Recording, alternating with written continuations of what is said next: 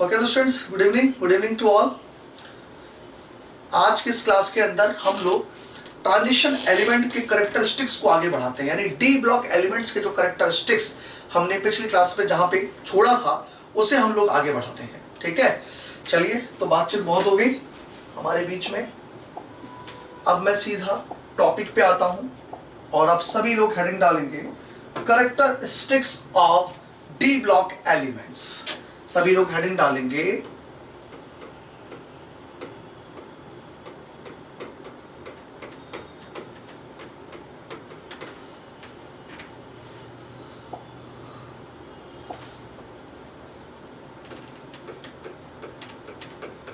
Characteristics of D block elements. ठीक है, आज हम लोग इस टॉपिक से स्टार्ट करते हैं।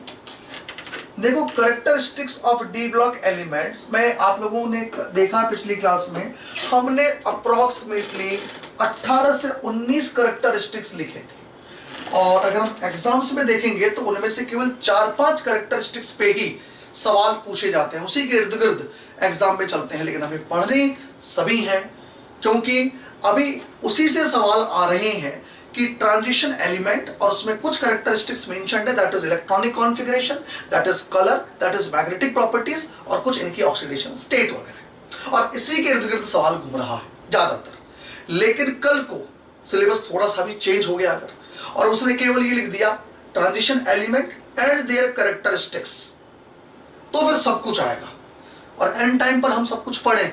उससे ज्यादा अच्छा है कि हम अभी थोड़ा सा और एक क्लास की जगह 2 क्लास लगा देते हैं और इन कैरेक्टरिस्टिक्स को सभी को कवर कर लेते हैं। राइट, चलिए, तो characteristics of D block elements के अंदर सबसे पहली कैरेक्टरिस्टिक्स जिसकी मुझे बात करनी है आप लोगों से, वो कैरेक्टरिस्टिक्स है पहली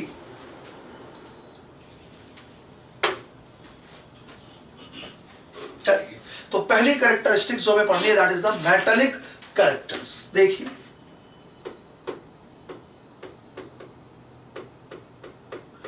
metallic characters,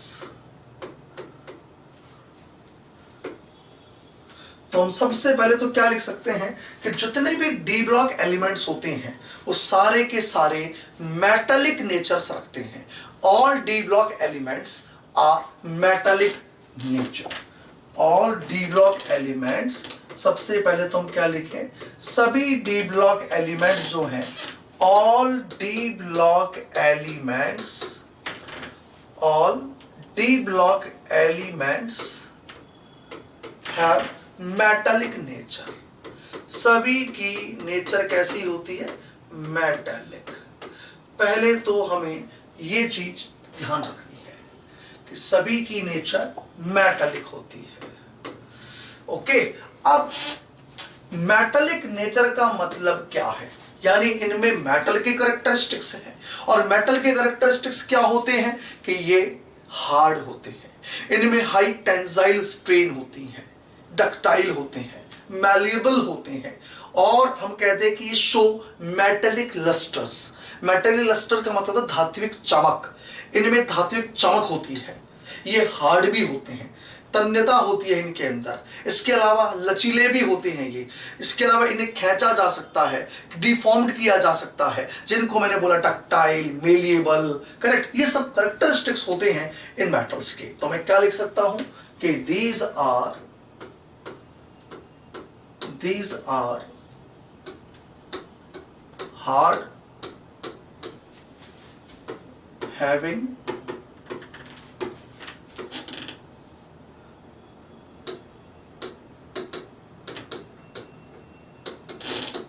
tensile strength,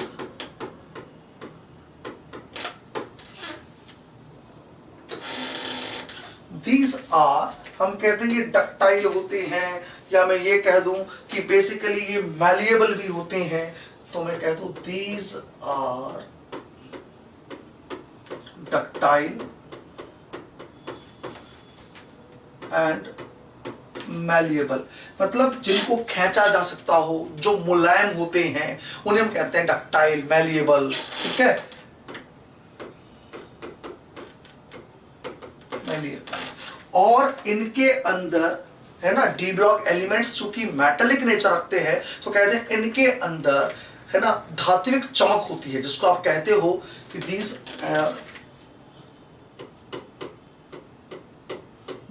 have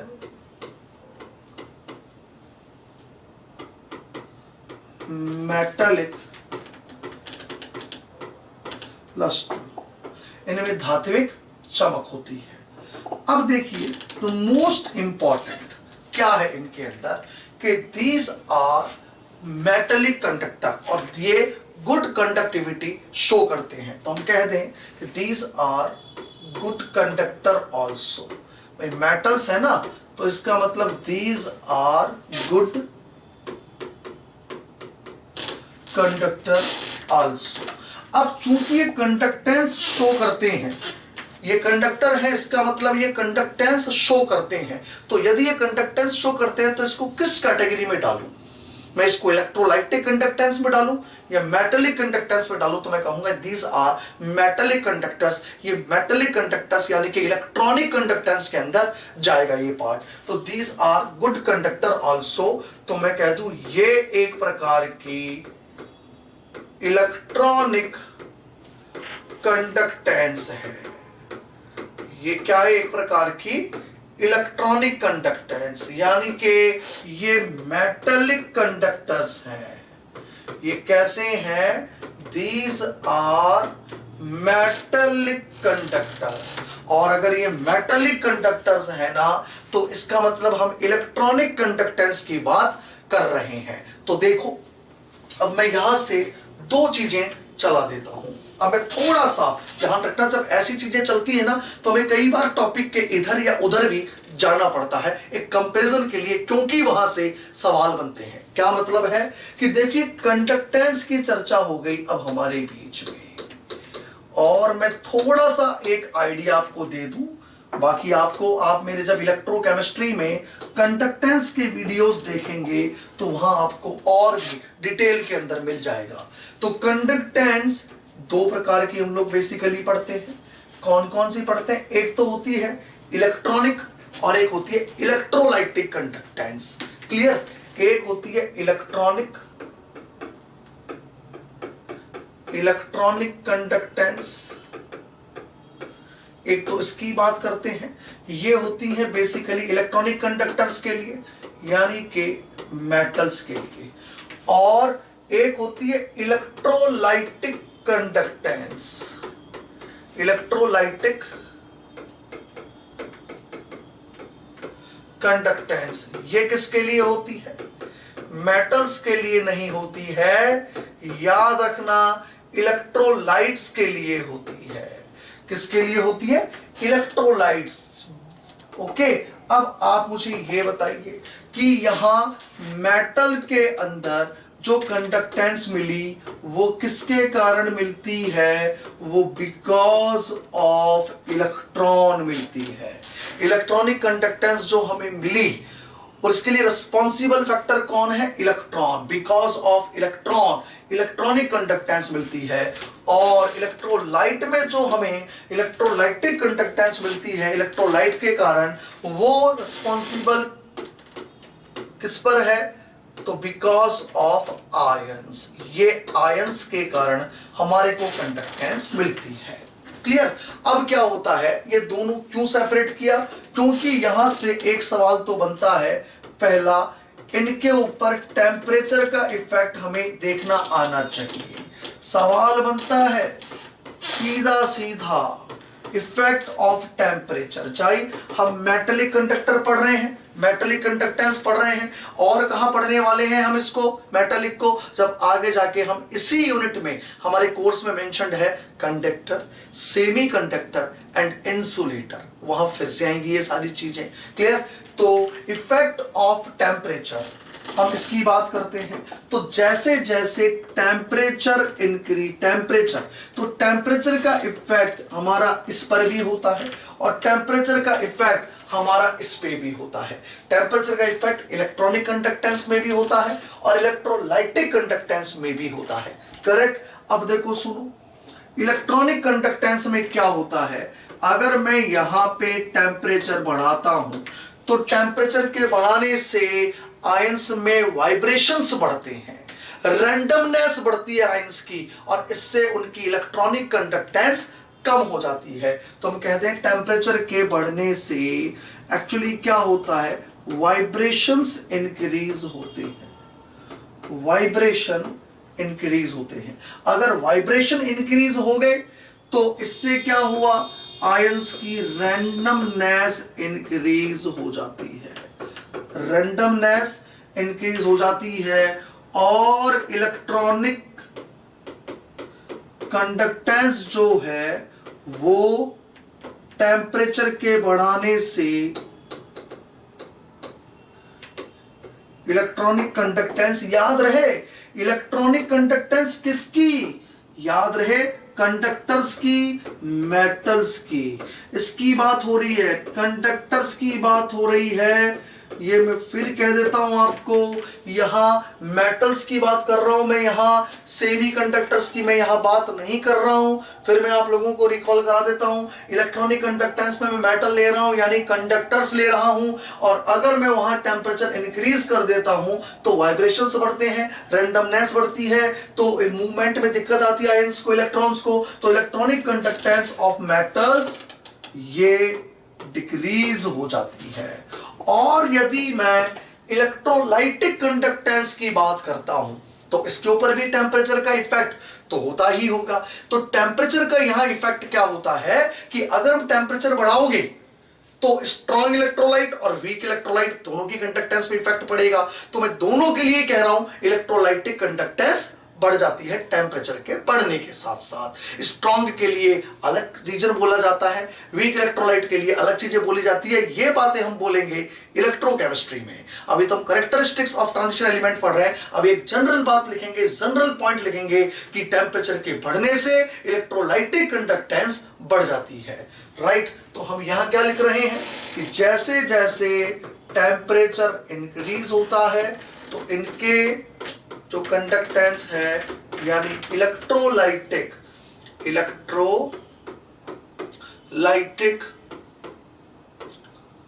जो कंडक्टेंस है वो इंक्रीज होती है। तो टेम्परेचर का इफेक्ट तो अपन ने देख लिया। एक इफेक्ट और होता है कंडक्टेंस के ऊपर, मैं बता देता हूं, और वो है डाइल्यूशन का। डाइल्यूशन का भी इफेक्ट होता है। तो दूसरा फैक्टर मैं लिख रहा हूं इफेक्ट ऑफ डाइल्यूशन। तो आपको मैं ये चीज बिल्कुल क्लियर कर दूं कि यहां पर भी मुझे इसका जो इफेक्ट है वो इलेक्ट्रॉनिक पर भी देखना है और इलेक्ट्रोलाइट पर भी देखना है। तो पहली चीज, क्या इलेक्ट्रॉनिक कंडक्टेंस पे इफेक्ट पड़ता है, इलेक्ट्रॉनिक कंडक्टेंस के ऊपर कोई फर्क पड़ता है डाइल्यूशन का। इलेक्ट्रॉनिक कंडक्टेंस का मतलब है मेटल्स, कंडक्टेंस ऑफ मेटल्स, मैं इसकी बात कर रहा हूं। यहां इसके अंदर मैं क्या ले रहा हूं, कंडक्टेंस ऑफ मेटल्स। क्या इसके ऊपर कोई इफेक्ट पड़ता है? तो बिल्कुल क्लियर कट दिमाग में रखना, डाइल्यूशन का इसके ऊपर कोई इफेक्ट नहीं पड़ता है, नो इफेक्ट। कोई बोले डाइल्यूट कर दिया हमने सॉल्यूशन को, बताओ इलेक्ट्रॉनिक कंडक्टेंस पे क्या इफेक्ट पड़ेगा? हम कहेंगे कोई इफेक्ट नहीं पड़ेगा, क्योंकि ये इलेक्ट्रॉन्स पे डिपेंड करती है, इलेक्ट्रॉन्स की संख्या पे डिपेंड करती है। आप कितना डाइल्यूशन कर लीजिए, इलेक्ट्रॉन्स की संख्या तो उतनी ही रहनी है। तो मेटलिक कंडक्टेंस, इलेक्ट्रॉनिक कंडक्टेंस के ऊपर डाइल्यूशन का कोई इफेक्ट नहीं पड़ता। और हम अगर यही इफेक्ट किसके ऊपर देखते हैं, अगर इलेक्ट्रोलाइटिक कंडक्टेंस की मैं बात करता हूं, तो आपसे कोई पूछे भैया यहां इफेक्ट पड़ता है डाइल्यूशन का, तो मैं कहूंगा सिंपल एक शब्द लिखूंगा और लिखूंगा यस इफेक्टेड। ये इफेक्टेड होती है। अब इफेक्टेड कैसे होती है इसकी चर्चा नहीं करूंगा, ये सारी कहां, कंडक्टेंस के अंदर। करेक्ट। इलेक्ट्रोकेमिस्ट्री के अंदर वहां molar conductance, equivalent conductance, normal conductance, specific conductance, सबकी बातें हैं, चर्चाएं करी हैं और डिटेल में चर्चाएं हो रही हैं। अभी केवल एक ही चीज देखी, इफेक्ट पड़ता है या नहीं पड़ता है।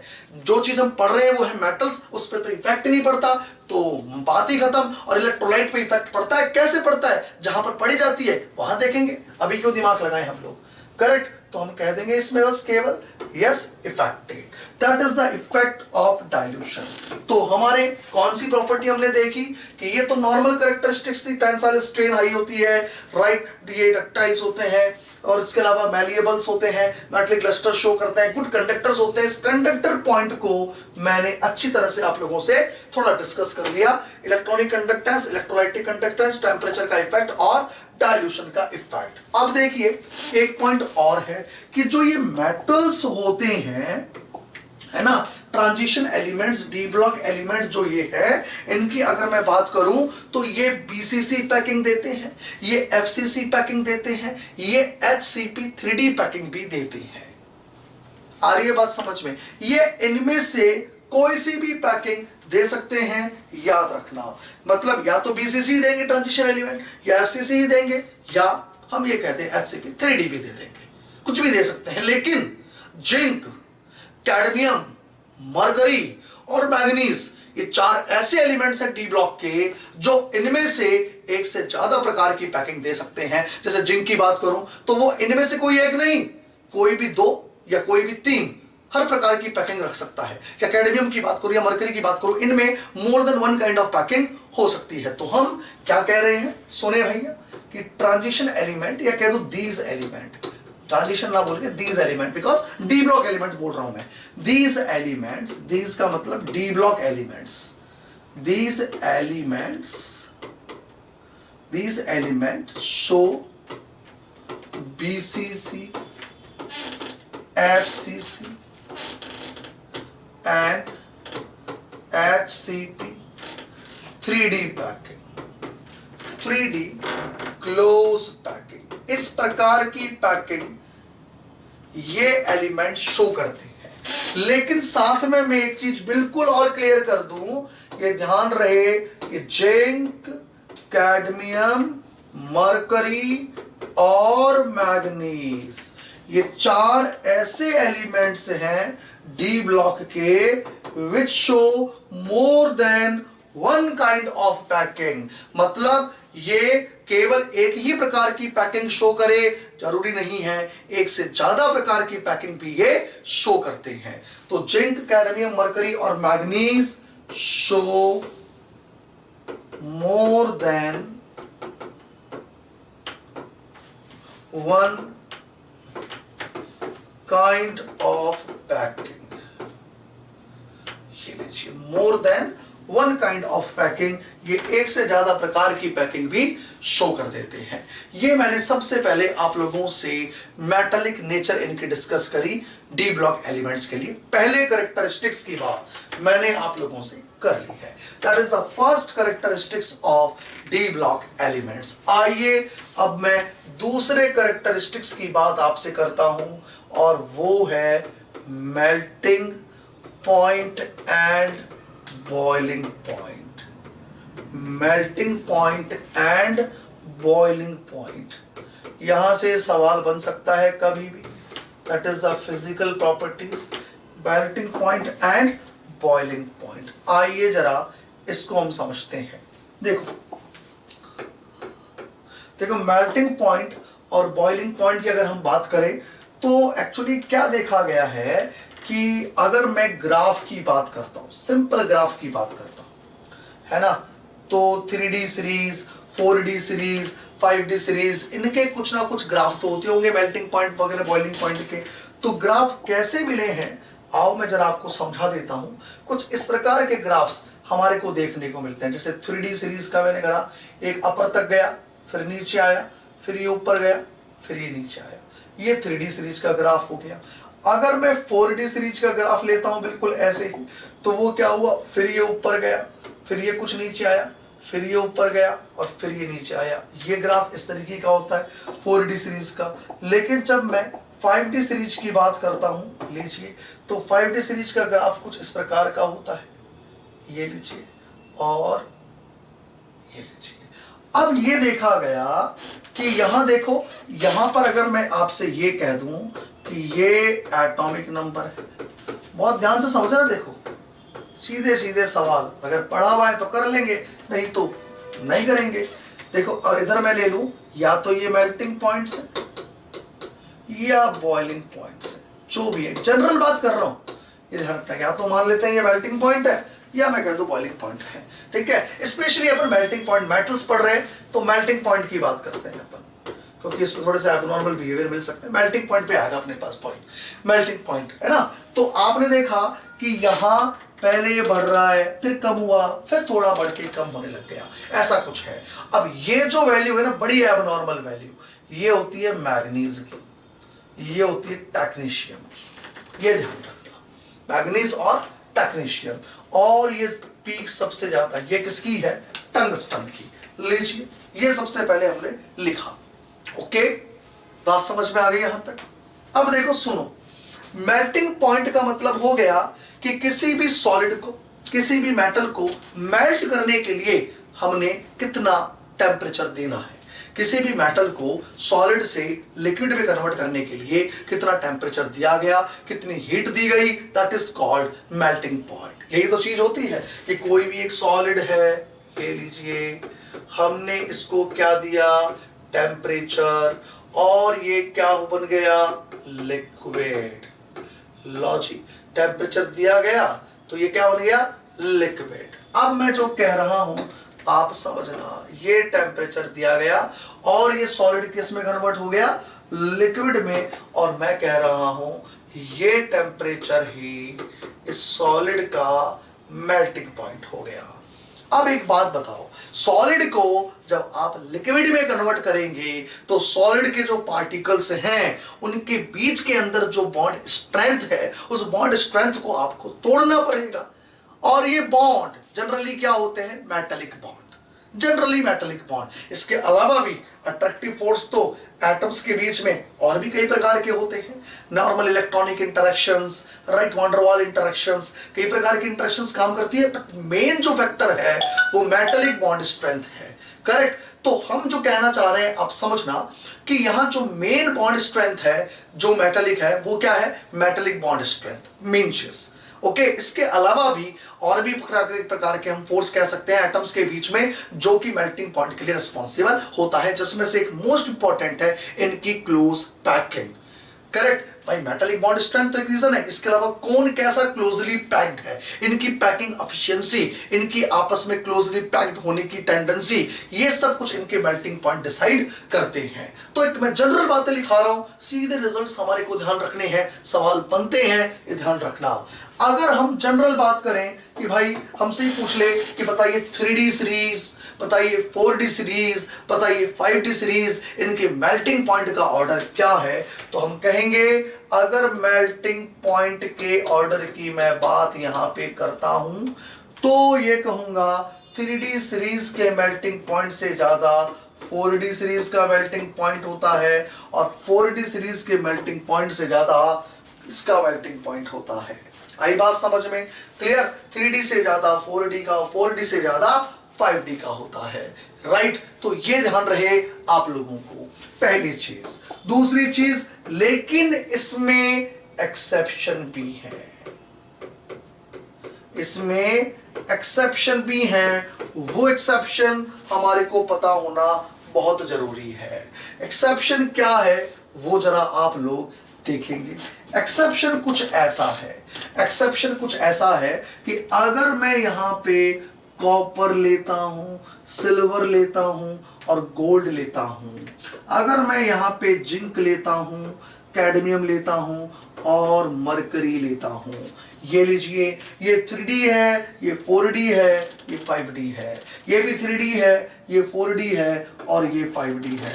लेकिन जब मैं इनके मेल्टिंग पॉइंट को कंपेयर करता हूं तो कॉपर वाले ग्रुप के अंदर मेल्टिंग पॉइंट ये चलता है, कॉपर का सबसे ज्यादा, सिल्वर का उससे कम, गोल्ड का सबसे कम। और जिंक में भी यही चलता है, जिंक का सबसे ज्यादा, कैडमियम का उससे कम और मरकरी का सबसे कम। तो सबसे पहले तो आपको ये एक्सेप्शन याद रखने हैं, एज वेल एज एक जनरल ऑर्डर भी आपको पता होना चाहिए। हो सकता है हमसे सवाल वो यहां से पूछ ले, एक जनरल मेल्टिंग पॉइंट का ऑर्डर पूछ ले, और हो सकता है कि हमसे वो सवाल इस कॉइन मेटल्स की और जिंक की सीरीज से सवाल पूछ ले। ये बिल्कुल क्लियर होना चाहिए हम लोगों के कहां कैसा ऑर्डर हम लोगों को दिखाई देता है। और साथ में 3D सीरीज के अंदर यहां पर देखो ये मैक्सिमम मेल्टिंग पॉइंट वाला है, और 4D सीरीज में ये मोलिब्डेनम मैक्सिमम मेल्टिंग पॉइंट वाला है सीरीज के अंदर। क्लियर? तो यहां पर ये एक्सेप्शनल केस मैंने आपको बता दिया, ये यहां पर एक जनरल ऑर्डर। अब यहां होता क्या है, सुने मेरी बात, कि ये कहा जाता है कि मेल्टिंग पॉइंट जो है वो बेसिकली मेटेलिक बॉन्ड स्ट्रेंथ के डायरेक्टली प्रोपोर्शनल टू होता है। बिल्कुल सही, मेटेलिक बॉन्ड स्ट्रेंथ जितनी ज्यादा मेल्टिंग पॉइंट ज्यादा। एज वेल एज केवल अकेला यही फैक्टर मेल्टिंग पॉइंट को कंट्रोल करने के लिए रिस्पॉन्सिबल नहीं है अकेला, it is one of the factor but not alone factor. इसके अलावा melting point also depends upon type of packing. इसके अलावा ये टाइप ऑफ पैकिंग पे भी डिपेंड करता है। टाइप ऑफ पैकिंग कह दूं, इन शॉर्ट मैं कह दूं कौन कैसी क्लोज पैकिंग दिखा रहा है एलिमेंट, उसके ऊपर भी डिपेंड करता है। तो ये दो फैक्टर्स होते हैं जो कि मेल्टिंग पॉइंट पे इफेक्ट डालते हैं, जो हमें पता होने चाहिए। ठीक है, अब देखिएगा, ये जनरल बात करी मैंने, 3D 4D 5D, ये एक जनरल बात करी है, और ये एक्सेप्शनल केस बात करे हैं। अब सुनो भैया, अब इसके अंदर मेल्टिंग पॉइंट में क्या है जरा आप लोग समझना। कोई एक तो हमसे ये पूछे, बताइए वो कौन सा एलिमेंट है जिसका हाईएस्ट मेल्टिंग पॉइंट होता है, तो हम कहेंगे diamond is the element in periodic table having highest melting point. अगर कोई एक जनरल एलिमेंट की बात करें तो हम कहें element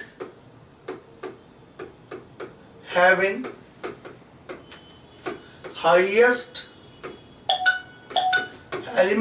highest melting point is diamond। कौन सा एलिमेंट है जो कि हाईएस्ट मेल्टिंग पॉइंट रखता है? डायमंड। याद रखना, मैं एलिमेंट की बात कर रहा हूं, मैं किसी कंपाउंड की बात नहीं कर रहा हूं, फिर मैं आप लोगों को कह रहा हूं। ठीक है, ओके। अच्छा, मोस्ट एक तो ये चीज अपने को ध्यान रखनी है, और दूसरी चीज अभी मैंने एक बात बोली कि melting point metallic bond strength के डायरेक्टली प्रोपोर्शनल टू है। बिल्कुल है। तो फिर हमारे अकॉर्डिंग तो मैग्नीज का बहुत ही अच्छा मेल्टिंग पॉइंट होना चाहिए था, टेक्नीशियम का भी बहुत ही अच्छा मेल्टिंग पॉइंट होना चाहिए था, बट अफसोस ऐसा होता नहीं है। ये इसका एबनॉर्मल बिहेवियर है, या मैं ये कह दूं कि एक्चुअली इनके द्वारा बनाए जाने वाले मेटेलिक बॉन्ड्स की स्ट्रेंथ भी कम है, ये इतने अच्छे मेटेलिक बॉन्ड बनाते भी नहीं है मैग्नीज और technetium.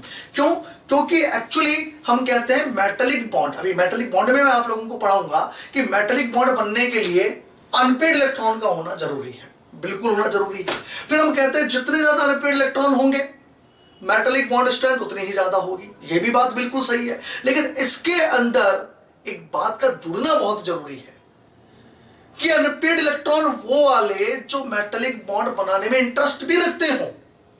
Actually metallic bond strength is directly proportional to the number of electron involve in metallic bond formation.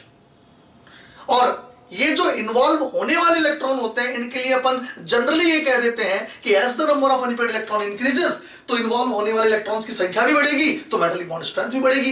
ये जगह बिल्कुल चीज सही है, लेकिन मैग्नीज के लिए सही नहीं बैठती, क्योंकि मैग्नीज खुश है अपने हाफ फील्ड इलेक्ट्रॉनिक कॉन्फ़िगरेशन में, और इसलिए वो थोड़ा सा एबनॉर्मल बिहेवियर शो करता है। टेक्नीशियम एबनॉर्मल बिहेवियर शो करता है, और इसीलिए वो एक्सेप्शनली बहुत ही कम स्ट्रेंथ के मेटेलिक बॉन्ड बनाते हैं, और इसीलिए उनकी मेल्टिंग पॉइंट भी कम हो जाती है। तो हम कहते हैं पर्टिकुलर सीरीज के अंदर इनके मेल्टिंग पॉइंट एक्सेप्शनली बढ़ने की जगह क्या हो गए, कम हो गए हैं।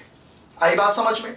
ये चीज आप लोगों को ध्यान रखनी है कि क्यों इनका ये एबनॉर्मल बिहेवियर शो हो रहा है, क्योंकि इनकी मेटालिक बॉन्ड स्ट्रेंथ जो है वो इतनी ज्यादा नहीं होती अनपेयर्ड इलेक्ट्रॉन होते हुए भी। ये इनका थोड़ा सा एबनॉर्मल बिहेवियर है because of its half filled electronic configuration. Manganese के केस की बात करूं या मैं टेक्नीशियम के केस की बात करूं तो इनमें हाफ फील्ड इलेक्ट्रॉनिक कॉन्फ़िगरेशन के कारण ये थोड़ा सा एबनॉर्मल बिहेवियर हम लोगों को शो करते हैं, जो हमारे को ध्यान रखना है। ठीक है, तो हम क्या लिख सकते हैं बेसिकली कि melting point of manganese and technetium is generally low because of its typical nature. इसकी टिपिकल नेचर के कारण इनके मेल्टिंग पॉइंट कुछ कम होते हैं, ये ध्यान रखना। ओके, तो हम कह दें melting point of manganese and technetium is generally low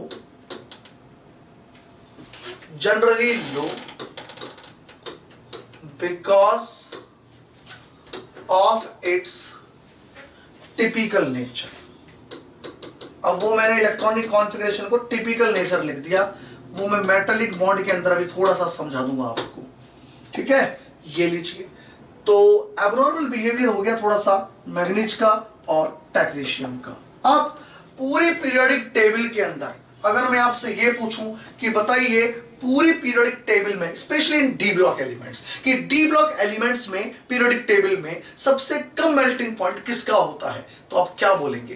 पूरे डी ब्लॉक एलिमेंट्स में सबसे कम मेल्टिंग पॉइंट किसका होता है, तो आप क्या कहेंगे बताइए?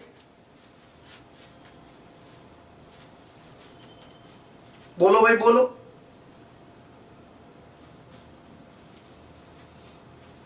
Yes, mercury. तो हम कह दें इन डी ब्लॉक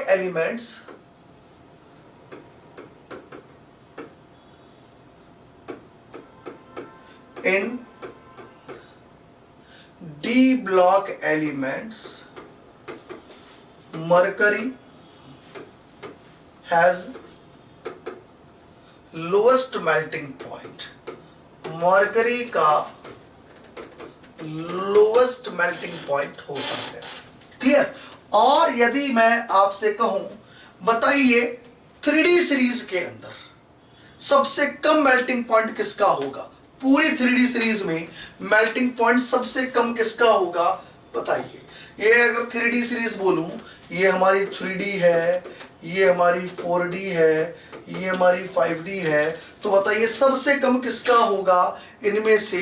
तो हम कहेंगे सबसे कम इसका होगा जो नीचे है, that means that is the zinc. तो 3D सीरीज के अंदर सबसे कम मेल्टिंग पॉइंट किसका होता है? जिंक का। मैग्नीज का नहीं, मैग्नीज का नहीं, मैग्नीज का मैंने मिनिमम कहां बोला?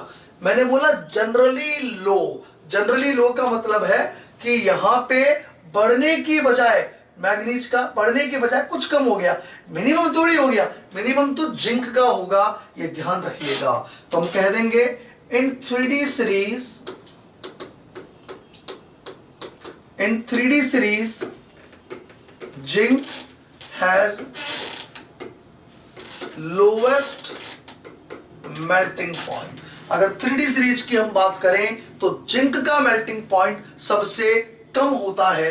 याद रखना, zinc has lowest melting point. किसमें? 3D सीरीज के अंदर। ये आप लोगों को पता होना चाहिए।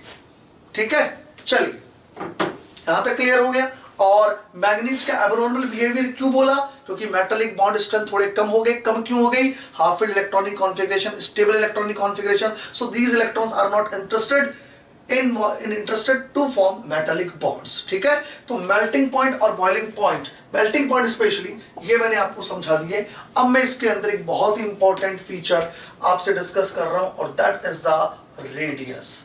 अब मैं जो बात करूंगा डी ब्लॉक एलिमेंट्स के लिए वो है इनकी रेडियस। रेडियस के ऊपर वैसे मैं आपको बता देता हूं, जो रेडियस का जो क्वेश्चन बनता है वो सवाल 2 टॉपिक खा जाते हैं। इससे रेडियस का सवाल बहुत बहुत मिनिमम प्रोबेबिलिटी है आने की, लेकिन हाँ हमें आनी चाहिए। यहां इसका एक सवाल तो खा जाता है जनरल रेडियाई, जो है ना आइसो इलेक्ट्रॉनिक सीरीज की रेडियाई, या तो सवाल वहां से खा जाएगा, वो उस टॉपिक से पूछ लेगा ये सवाल, और 99.99% तो वहीं से पूछता है। और जो थोड़ा बहुत 1-2% बच गया ना, वो लेंथेनाइट कॉन्ट्रैक्शन से पूछ लेता है, यानी लेंथेनाइट से आयंस की सीरीज का, रेडियाई की सीरीज का ऑर्डर पूछ लिया जाता है। तो डी ब्लॉक तक तो वो आता ही नहीं है, ये मान के चलिए आज तक नहीं आया है, ना के बराबर। लेकिन फिर भी हमें एक जनरल ऑर्डर पता होना चाहिए ना, कि क्या पता कब क्या कैसे सवाल कहां से बन जाए, हमारे को क्या पता, हम तो पेपर नहीं बना रहे ना, राइट। तो रेडियस का यहाँ ऑर्डर क्या है वो मैं शुरू करूं, उससे पहले आपको ये पता हो कि रेडियस मैं यहां 3 प्रकार के लूंगा। एक लूंगा एटॉमिक रेडियस, एक तो मैं क्या लूंगा इसकी एटॉमिक रेडियस, एक मैं लूंगा इसकी मेटालिक रेडियस, और एक मैं इसकी लूंगा आयनिक रेडियस, और एक मैं लूंगा 3D 4D और 5D का आपस में कंपैरिजन, जिसके अंदर आप केमिकल ट्विंस की बात करते हो और इसको आप लेंथेनाइट कॉन्ट्रैक्शन में भी पढ़ते हो। ये पूरा रेडियाई का कंटेंट हमारा डी ब्लॉक के ऊपर होता है। तो आइए मैं सबसे पहले एटॉमिक रेडियस की चर्चाएं आपसे कर लेता हूं। एटॉमिक रेडियस का मतलब आप पहले तो ये बताओ क्या समझते हो, what is the meaning of the atomic radius. Atomic radius से आपका यहां क्या मतलब है। एक होती है एटॉमिक रेडियस, एक मैं लूंगा मेटालिक रेडियस। तो यहां से आपको क्या समझना है, तो एटॉमिक रेडियस का मतलब है एटम का गैसियस फेज में, आइसोलेटेड फेज में रेडियस क्या है, मैं उसकी बात कर रहा हूं। तो एटॉमिक रेडियस यहां मैं देखूंगा स्कैंडियम, उसके बाद titanium, vanadium, chromium, manganese, iron, cobalt, निकल, कॉपर, जिंक। मैं इनके लिए एटॉमिक रेडियस की बात करता हूं सबसे पहले। और यह देखा गया है कि स्कैंडियम से टाइटेनियम, टाइटेनियम से वेनेडियम, वेनेडियम से क्रोमियम, क्रोमियम से मैग्नीज, मैग्नीज से आयरन तक चलने तक हम रेडियाई धीरे धीरे यहां डिक्रीज होते हुए देखते हैं। तो यहां क्या है, आयरन तक तो रेडियाई लगभग डिक्रीज होती है। तो यहां तक तो मैंने क्या बोल दिया, यहां तक तो क्या बोल दिया कि इसका मतलब जैसे जैसे डी इलेक्ट्रॉन इंक्रीज हो रहे हैं वैसे वैसे जेड इफेक्टिव इंक्रीज हो रहा है। तो डोमिनेंट फैक्टर जो है यहां वो जेड इफेक्टिव है, ये ध्यान रखना। करेक्ट, डोमिनेंट फैक्टर क्या है, जेड इफेक्टिव। हाँ, इसके बढ़ने के साथ साथ सिग्मा भी इंक्रीज होता है, लेकिन डोमिनेंट फैक्टर इसके हो जाने के कारण हम ये कह देते हैं ओवरऑल रेडियाई डिक्रीज होती है। लेकिन जब हम लोग आयरन, कोबाल्ट, निकल इनमें बात करते हैं तो क्या देखा, इनकी साइज लगभग सेम रहती है एटॉमिक रेडियस। इसका मतलब जेड इफेक्टिव और सिग्मा दोनों कंपेरेबल हैं, इसलिए साइज इनकी ऑलमोस्ट कांस्टेंट रहती है। और जब मैं कॉपर और जिंक तक जाता हूं तो क्या देखने को मिला है कि यहाँ पे साइज की वैल्यू इंक्रीज होती है, रेडियाई इंक्रीज होती हुई दिखती है। इसका मतलब यहाँ जेड इफेक्टिव और सिग्मा में से डोमिनेंट फैक्टर कौन है, सिग्मा। स्क्रीनिंग कांस्टेंट कौन है डोमिनेंट, सिग्मा। सिग्मा आप समझते हो, that is the screening constant. तो स्क्रीनिंग कांस्टेंट यहां पर डोमिनेंट फैक्टर हो गया। तो हम ये कह देंगे इसके कारण इनकी जो रेडियाई है वो रेडियाई इंक्रीज होती है। तो ये एटॉमिक रेडियस का ट्रेंड हमारे को देखने को मिलता है पीरियोडिक टेबल के अंदर, ये ध्यान रखिएगा। करेक्ट, एक तो हमारे से एटॉमिक रेडियस का ऑर्डर एग्जाम के अंदर पूछा जा सकता है, सिंपल, क्लियर। अगर सवाल बनने की पॉसिबिलिटी है तो एक यहां से सवाल बनने की पॉसिबिलिटी होती है डी ब्लॉक में, रेडियाई में सबसे पहले। अब एटॉमिक रेडियस के बाद एक होती है मेटालिक रेडियस। एटॉमिक रेडियस के बाद हम क्या बात करते हैं, एक मेटालिक रेडियस की। अब ये मेटालिक रेडियस क्या बला है, तो ध्यान रहे जब मेटल्स अपनी सॉलिड फॉर्म में एग्जिस्ट करती हैं तो वहां पर मेटालिक बॉन्ड बनता है, और वो जो मेटालिक बॉन्ड वहां बनेगा तो उसके लिए हम क्या बोलेंगे कि ये जो मेटालिक रेडियस है, ये अगर मेटालिक बॉन्ड स्ट्रेंथ अच्छा है तो मेटालिक रेडियस कम हो जाएगी, और अगर मेटालिक बॉन्ड स्ट्रेंथ कम है तो इसका मतलब मेटालिक रेडियस ज्यादा है। तो हम कहते हैं मेटालिक रेडियस पूरी तरह से मेटालिक बॉन्ड स्ट्रेंथ पे डिपेंड करेगी। मेटालिक रेडियस किस पे डिपेंड करेगी? पूरी तरह से मेटालिक बॉन्ड स्ट्रेंथ पे डिपेंड करेगी। करेक्ट, ये मेटालिक रेडियस होती है जो मेटालिक बॉन्ड स्ट्रेंथ पे डिपेंड करेगी। जैसे जैसे मेटालिक बॉन्ड स्ट्रेंथ बढ़ेगी वैसे वैसे मेटालिक रेडियस कम हो जाएगी। तो हम जानते हैं कि स्कैंडियम से टाइटेनियम से वैनेडियम से क्रोमियम की और चलने पे चूंकि मेटालिक बॉन्ड स्ट्रेंथ बढ़ रही है तो ऑब्वियसली इनकी मेटालिक रेडियस धीरे धीरे धीरे धीरे कम होने लगती है। लेकिन ये क्या, जैसे ही हम लोग मैग्नीज पर आते हैं, जैसे ही हम लोग मैग्नीज पर आते हैं तो हमें यह पता है कि मैग्नीज में exceptionally half filled electronic configuration होने के कारण मेटालिक बॉन्ड स्ट्रेंथ बहुत ही कम हो जाता है। इसीलिए तो इसका मेल्टिंग पॉइंट रेगुलरली बढ़ता नहीं है बल्कि थोड़ा सा जनरली कम हो जाता है। तो अगर यहां मेटालिक बॉन्ड स्ट्रेंथ कम है मैग्नीज की तो रेडियाई भी बढ़नी चाहिए, और बिल्कुल बढ़ती भी है।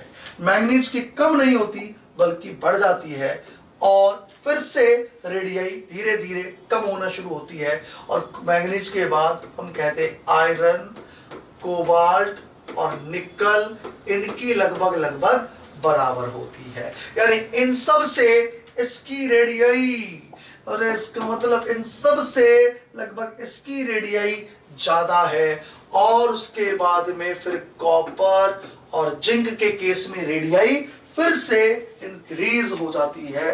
ये लीजिए, आई मेरी बात समझ में यहां तक? तो हम क्या बोल रहे हैं, यहां पे देखिएगा कि यहां से यहां तक, यहां से यहां तक क्या रहा, नंबर ऑफ अनपेयर्ड इलेक्ट्रॉन जो कि मेटालिक बॉन्ड बनाने में इन्वॉल्व हो रहे हैं उनकी संख्या बढ़ रही है। तो number of unpaired electron involve in metallic bond, जो कि मेटालिक बॉन्ड बनाने में इन्वॉल्व हो रहे हैं उनकी संख्या बढ़ रही है। और अगर ये बढ़ेगी, ठीक है, यहां से यहां तक की बात कर रहा हूं मैं, क्रोमियम तक की बात कर रहा हूं, और अगर ये बढ़ेगी तो मेटालिक बॉन्ड स्ट्रेंथ भी बढ़ेगी।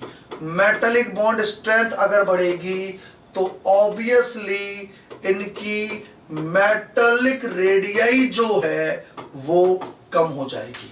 अगर मेटालिक बॉन्ड स्ट्रेंथ बढ़ेगी तो मेटालिक रेडियाई इनकी कम हो जाएगी, वी नोज वेरी वेल।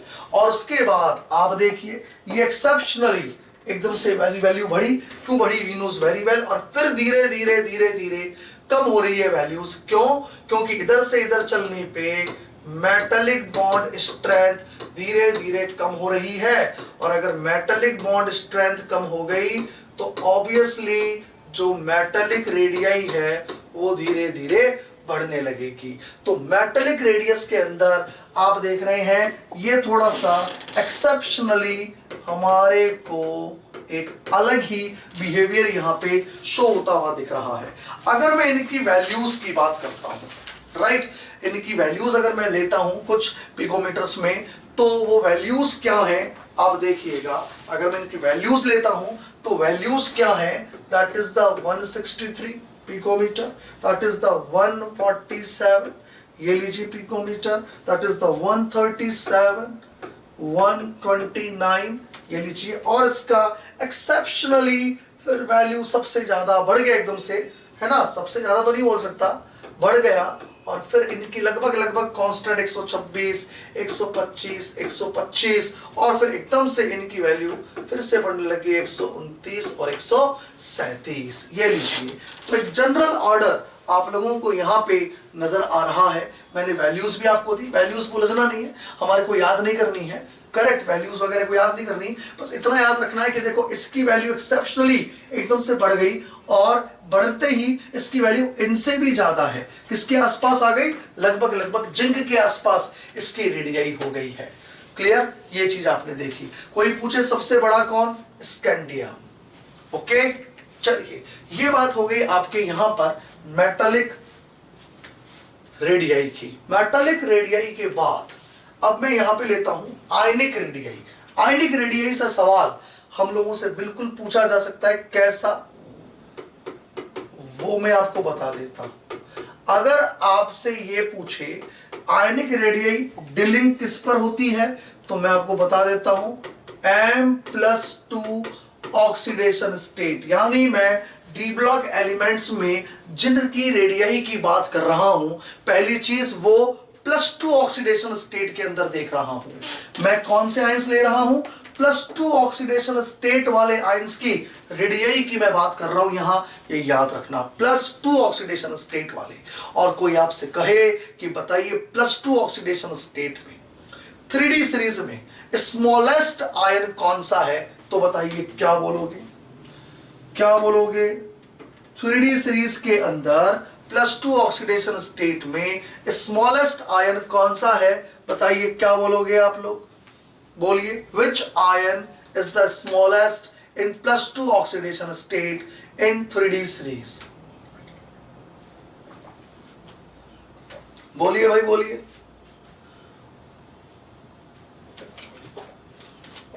अगर ऐसा सवाल आ जाए तो क्या बोलोगे, तो मैं आपको बता देता हूं, ध्यान रखिएगा आप लोग, है ना, कि निकल +2 आयन जो होता है, निकल +2 ion is smallest ion in 3D series. याद रखना, सभी +2 वालों को अगर आपस में कंपेयर करते हैं तो निकल +2 आयन सबसे स्मॉलेस्ट आयन होता है।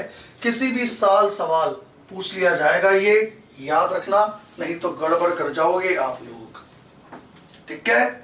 आगे मेरी बात समझ में। अब आप देखिएगा यहां पर अगर एक जनरल ऑर्डर लिखूं तो क्रोमियम और मैग्नीज ये लगभग लगभग बराबर, उसके बाद वेनेडियम +2, वेनेडियम यहां आ गया, फिर उसके बाद आयरन +2, फिर कोबाल्ट +2, फिर निकल +2, ये लीजिए, और फिर वापस से कॉपर +2 और जिंक +2 की रेडियाई इंक्रीज होने लगती है। तो इसका मतलब ये हुआ कि स्मॉलेस्ट आयन कौन सा है इनमें, निकल +2। किसी भी साल ये पूछ लिया जा सकता है, ये याद रखना। हालांकि इनके आने की संभावना, मैंने बोला ना, थर्ड प्रायोरिटी पे आते हैं रेडियाई के सवाल ट्रांजिशन एलिमेंट्स के ऊपर अगर पूछते हैं। सबसे पहले आइसोइलेक्ट्रॉनिक सीरीज पूछेगा वो 100%, अगर उससे नहीं पूछेगा तो फिर लेंथेनाइड्स पे जाएगा, उससे भी नहीं पूछेगा तो फिर इस पर आएगा रेडियाई के सवाल पूछने के लिए। करेक्ट, ये आपके दिमाग में बिल्कुल क्लियर होना चाहिए कि रेडियाई के सवाल कहां कहां से बनते हैं। ओके, चलिए, मतलब मैं कह दूं केमिकल बॉन्डिंग वाला पार्ट से, या पूछेगा लेंथेनाइड वाले पार्ट से, और सबसे आखिर में ट्रांजिशन एलिमेंट्स वाले पार्ट की। अब आप सुनो, आयनिक रेडियाई की बात भी मैंने कर ली, करेक्ट, स्मॉलेस्ट आयन कौन सा है ये भी बता दिया। अब अगर मैं यहां पर बात करता हूं, एक होता है 3D सीरीज, एक होती है 4D सीरीज और एक होती है 5D सीरीज। बोलिए यहां पर हम अगर रेडियाई को कंपेयर करते हैं तो क्या लिखेंगे, तो हम कहेंगे 3D सीरीज से ज्यादा रेडियाई ऑब्वियसली 4D सीरीज की होगी 100%। 3D से बड़ा ही होगा 4D सीरीज का एलिमेंट, एटम, और 4D और 5D की जो रेडियाई है वो लगभग लगभग बराबर होती है। और उसका रीजन क्या होता है, we knows very well, because of lanthanide contraction. इसके लिए रिस्पॉन्सिबल फैक्टर कौन है, लेंथेनाइड कॉन्ट्रैक्शन। तो मैं क्या लिख दूं, ऐसा क्यों हुआ, तो हम बोलेंगे बिकॉज ऑफ लेंथेनाइड कॉन्ट्रैक्शन। इसके लिए रिस्पॉन्सिबल फैक्टर कौन है? Lanthanide contraction. लेंथेनाइड कॉन्ट्रैक्शन इसके लिए रिस्पॉन्सिबल फैक्टर है, पहली चीज। अब अगर मैं आपसे ये कहूं कि भाई 3D सीरीज में कौन, तो आप कहोगे एक है स्कैंडियम और एक है आपका इट्रियम और एक है लेंथेनम। तो याद रहे, अगर मैं इसके अंदर कंपेयर करता हूं तो स्कैंडियम से बड़ा इट्रियम और इट्रियम से बड़ा लेंथेनम होगा, बिकॉज अभी तक लेंथेनाइड की कहीं कोई चर्चाएं हमारे को देखने को नहीं मिली है। लेकिन अगर मैं इसके आगे आता हूं तो ये है आपका टाइटेनियम, ये है आपका जर्कोनियम और ये है आपका हैफनियम, और यहां इसके बीच में ये लीजिए क्या आ जाते हैं, 14 एलिमेंट लेंथेनाइड्स के। इनके बीच में क्या आ गए, 14 एलिमेंट्स ऑफ लेंथेनाइड्स, ये आ चुके हैं। और इसलिए लेंथेनाइड कॉन्ट्रैक्शन जब होगा तो उसके कारण आगे वेनेडियम, नायोबियम, टेंटेलम और भी आगे बीच में बहुत सारे एलिमेंट्स आएंगे।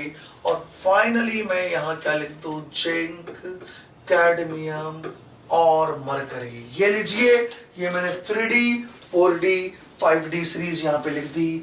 और यहां पर मैं साइज की अगर बात करूंगा तो इनकी ऑलमोस्ट बराबर बराबर, बीच में जो भी आएगा बराबर, ये लगभग लगभग 4D और 5D सीरीज के जो ये एलिमेंट है लेंथेनम के बाद वाले, ये सब साइज आपस में लगभग लगभग बराबर सी रखते हैं। और इनकी साइज ऑलमोस्ट बराबर हो जाने के कारण ही, जब इनकी साइज हम ऑलमोस्ट बराबर देखते हैं तो इसके कारण ही हम इन्हें लेंथेनाइड में भी लिखाऊंगा केमिकली ट्विंस बोलते हैं, जुड़वा भाई, जुड़वा भाई, केमिकल ट्विंस, केमिकली ट्विंस इन्हें बोला जाता है। तो पूछ लेते हैं इनमें से किन दो एलिमेंट्स का साइज बराबर है, तो हम कह देंगे 4D और 5D सीरीज के एलिमेंट एक्सेप्ट दिस, इनके अलावा। इनकी चर्चा मत कर देना तुम लोग, ये तो साइज बढ़ रही है, तो ये क्या कहलाते हैं, केमिकली ट्विंस, हम कहते हैं जुड़वा भाई, केमिकली इनकी साइज आपस में बराबर है। तो एक सवाल यहां से बन जाता है, ये आपको बिल्कुल क्लियर होना चाहिए। इसकी चर्चाएं हम लोग लेंथेनाइड्स के अंदर भी करते हैं, किस टॉपिक में, एप्लीकेशन ऑफ लेंथेनाइड कॉन्ट्रैक्शन, वहां पर इसकी चर्चाएं बेसिकली हम लोग करते हैं।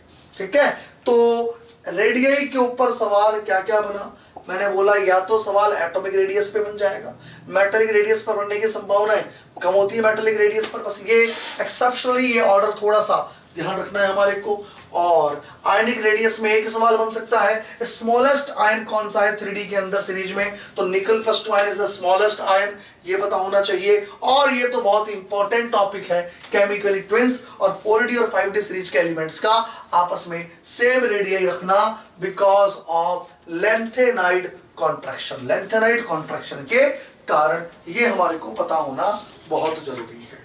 क्लियर। अब मैं आगे की बात करता हूं, अगली प्रॉपर्टी 3D 4D 5D, या मैं कह दूं स्पेशली 3D यानी D ब्लॉक एलिमेंट्स में 3D सीरीज के एलिमेंट्स की स्पेशल प्रॉपर्टी, और वो है आयोनाइजेशन पोटेंशियल। तो अगली प्रॉपर्टी है आयोनाइजेशन एनर्जी, या कह दूं आयोनाइजेशन पोटेंशियल। आइए अब मैं इसकी चर्चाएं कर लूं। यहां से सवाल बिल्कुल पूछा जा सकता है किसी भी साल आरपीएससी में, क्योंकि हमें यह तो पता है कि आयोनाइजेशन एनर्जी से सवाल तो आते हैं, लेकिन अगर उसने जो एलिमेंट लिए वो ये नॉर्मल एलिमेंट ना ले, बोरोन, कार्बन, नाइट्रोजन, ऑक्सीजन या सोडियम, मैग्नीशियम, एल्यूमिनियम, सिलिकॉन, ये नहीं ले, बल्कि ट्रांजिशन एलिमेंट्स ले इनके अंदर, तो फिर ये सवाल बहुत ही बढ़िया, या मैं ये कह दूं ये सवाल टिपिकल हो जाएगा, फिर ये सवाल टिपिकल हो जाएगा। करेक्ट। तो ध्यान रखना, आयोनाइजेशन एनर्जी के बारे में अगर मैं डिस्कशन करूं तो सबसे पहले आपको मैं बता देता हूं पहली चीज कि डी ब्लॉक एलिमेंट्स के जो आयनाइजेशन एनर्जी है वो एस ब्लॉक एलिमेंट्स और इनर ट्रांजिशन एलिमेंट से तो ज्यादा होती है, लेकिन पी ब्लॉक एलिमेंट से कम होती है। सबसे पहले दिमाग में ये क्लियर रखना।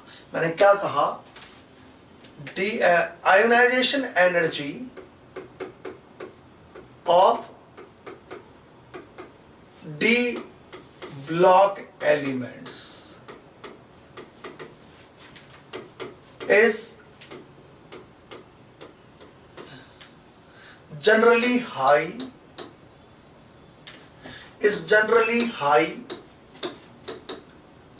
than S block and inner transition element यानी F block elements। तो ionization energy of D block element is generally high than S block and F block elements, S block and F block elements। तो ionization energy S block and F block elements से तो इनकी high है, लेकिन इनकी ionization energy P block element से कम होती है। तो हम कह दें, साथ में ये भी कह दो, ionization energy of ionization energy of D block elements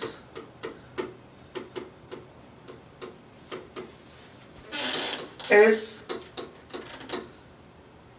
less than P block elements। लीजिए, सबसे पहले तो ये क्लियर करो। फर्स्ट ऑफ ऑल, यहां से सवाल आया हुआ है एक बार जी एडवांस के ऊपर, वो सवाल कराऊंगा मैं आप लोगों को एक दो क्लास के अंदर, तो आपको वहां पर इस स्टेटमेंट से सवाल सॉल्व करना था। ठीक है, अब देखिएगा, अब हम ये जानते हैं कि जो ट्रांजिशन एलिमेंट्स हैं इनका आपस में एक तो रेडियाई का ऑर्डर बड़ा एबनॉर्मल होता है और एबनॉर्मल ही इनका जेड इफेक्टिव का ऑर्डर है। तो ऑब्वियसली आयोनाइजेशन एनर्जी का ऑर्डर भी एबनॉर्मल ही होगा। तो हम जानते हैं कि सिंस डी ब्लॉक एलिमेंट्स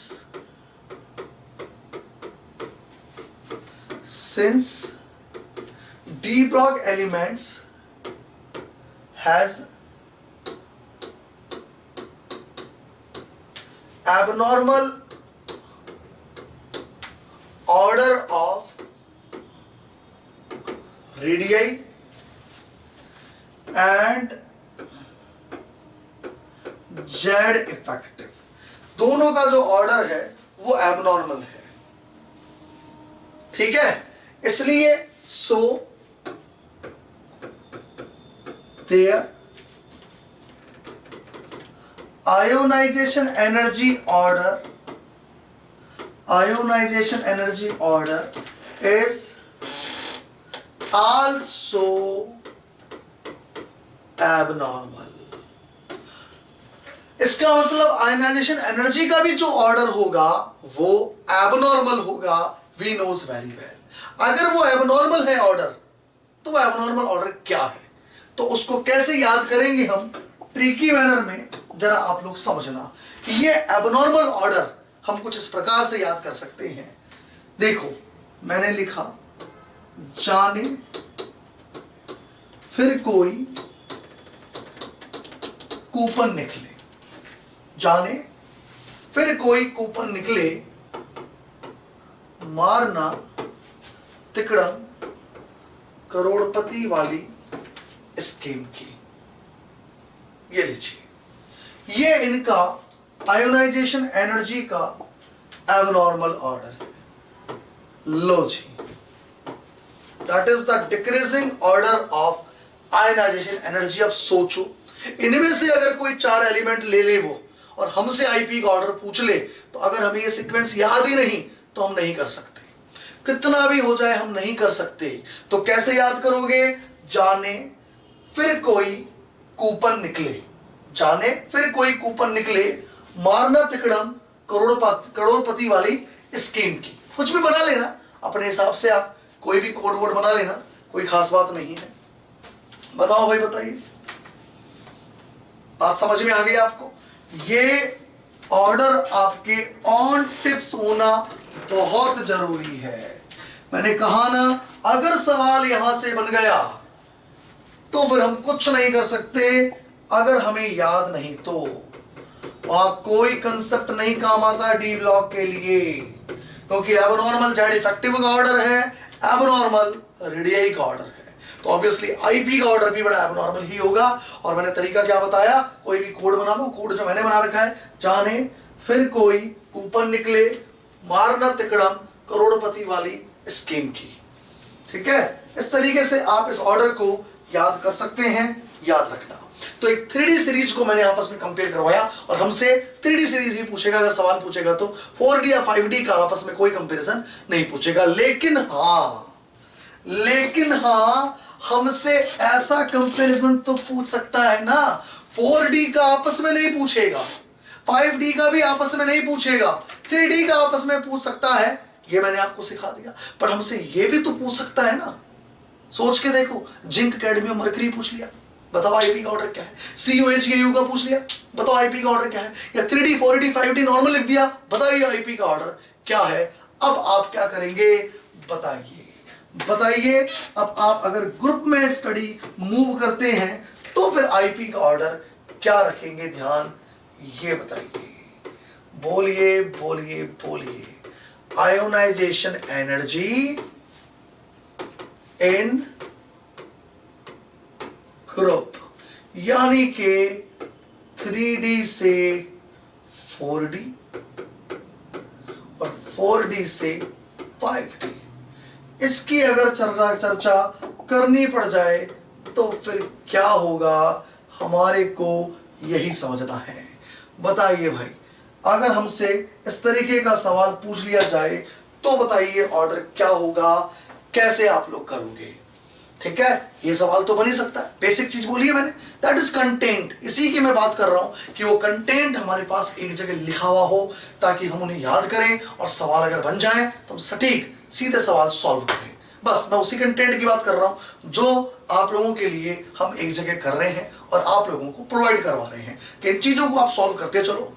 जो हम TPPs मॉक टेस्ट असाइनमेंट आपको देंगे, उन्हें निकालते चलो। और PYQs, पिछले 20-25 प्रकार के एग्जाम, जैसे कुछ बच्चों ने, जैसे कल नगेंद्र आपका ये क्लासमेट, उसने बताया कि कुछ और उसके पास पेपर्स अवेलेबल हैं यूपी के, हरियाणा के, तो इस टाइप की भी अगर कोई वहां पर भी पूछे गए हैं, उनको भी सॉल्व करें। जितने हम कर सकते हैं क्वेश्चन सॉल्व, उतने हम लोग करें, उनको भी सेपरेट करके हम लोग दे देंगे। सेकंड ग्रेड का जैसे मैं सोच ही रहा हूँ, अभी हमारे बीच में जो बातचीत हुई थी शुरू में, तो उसको भी हम एक जगह कर लें, तो कहां से बनेगा फिर सवाल, क्योंकि पहले तो वो जितने भी पूछ रहे हैं वो तो हम कवर कर ही रहे हैं, इसके अलावा भी मैं आसपास लेते हुए चल रहा हूं कि अगर ये पूछ लो तो ये कंटेंट भी हमारे पास है, देखिए कहां से आता है। ऐसे हर टॉपिक, थोड़ी सी मेहनत हो सकता है हमारी ज्यादा हो, थोड़ी सी 20% मेहनत बढ़ेगी, पर यकीन मानना ये हमारे लिए बहुत जरूरी है, हमारे सब्जेक्ट के लिए जरूरी है, हमारे टीचिंग स्किल्स के लिए भी जरूरी है, हमारे सिलेक्शंस के लिए भी जरूरी है, ओवरऑल हमारे इंप्रूवमेंट के लिए जरूरी है। हम कोई हाई फाई स्टडी नहीं पढ़ रहे हैं, हम केवल कंटेंट को एक जगह कर रहे हैं और उन्हीं चीजों को कवर करते हुए चल रहे हैं।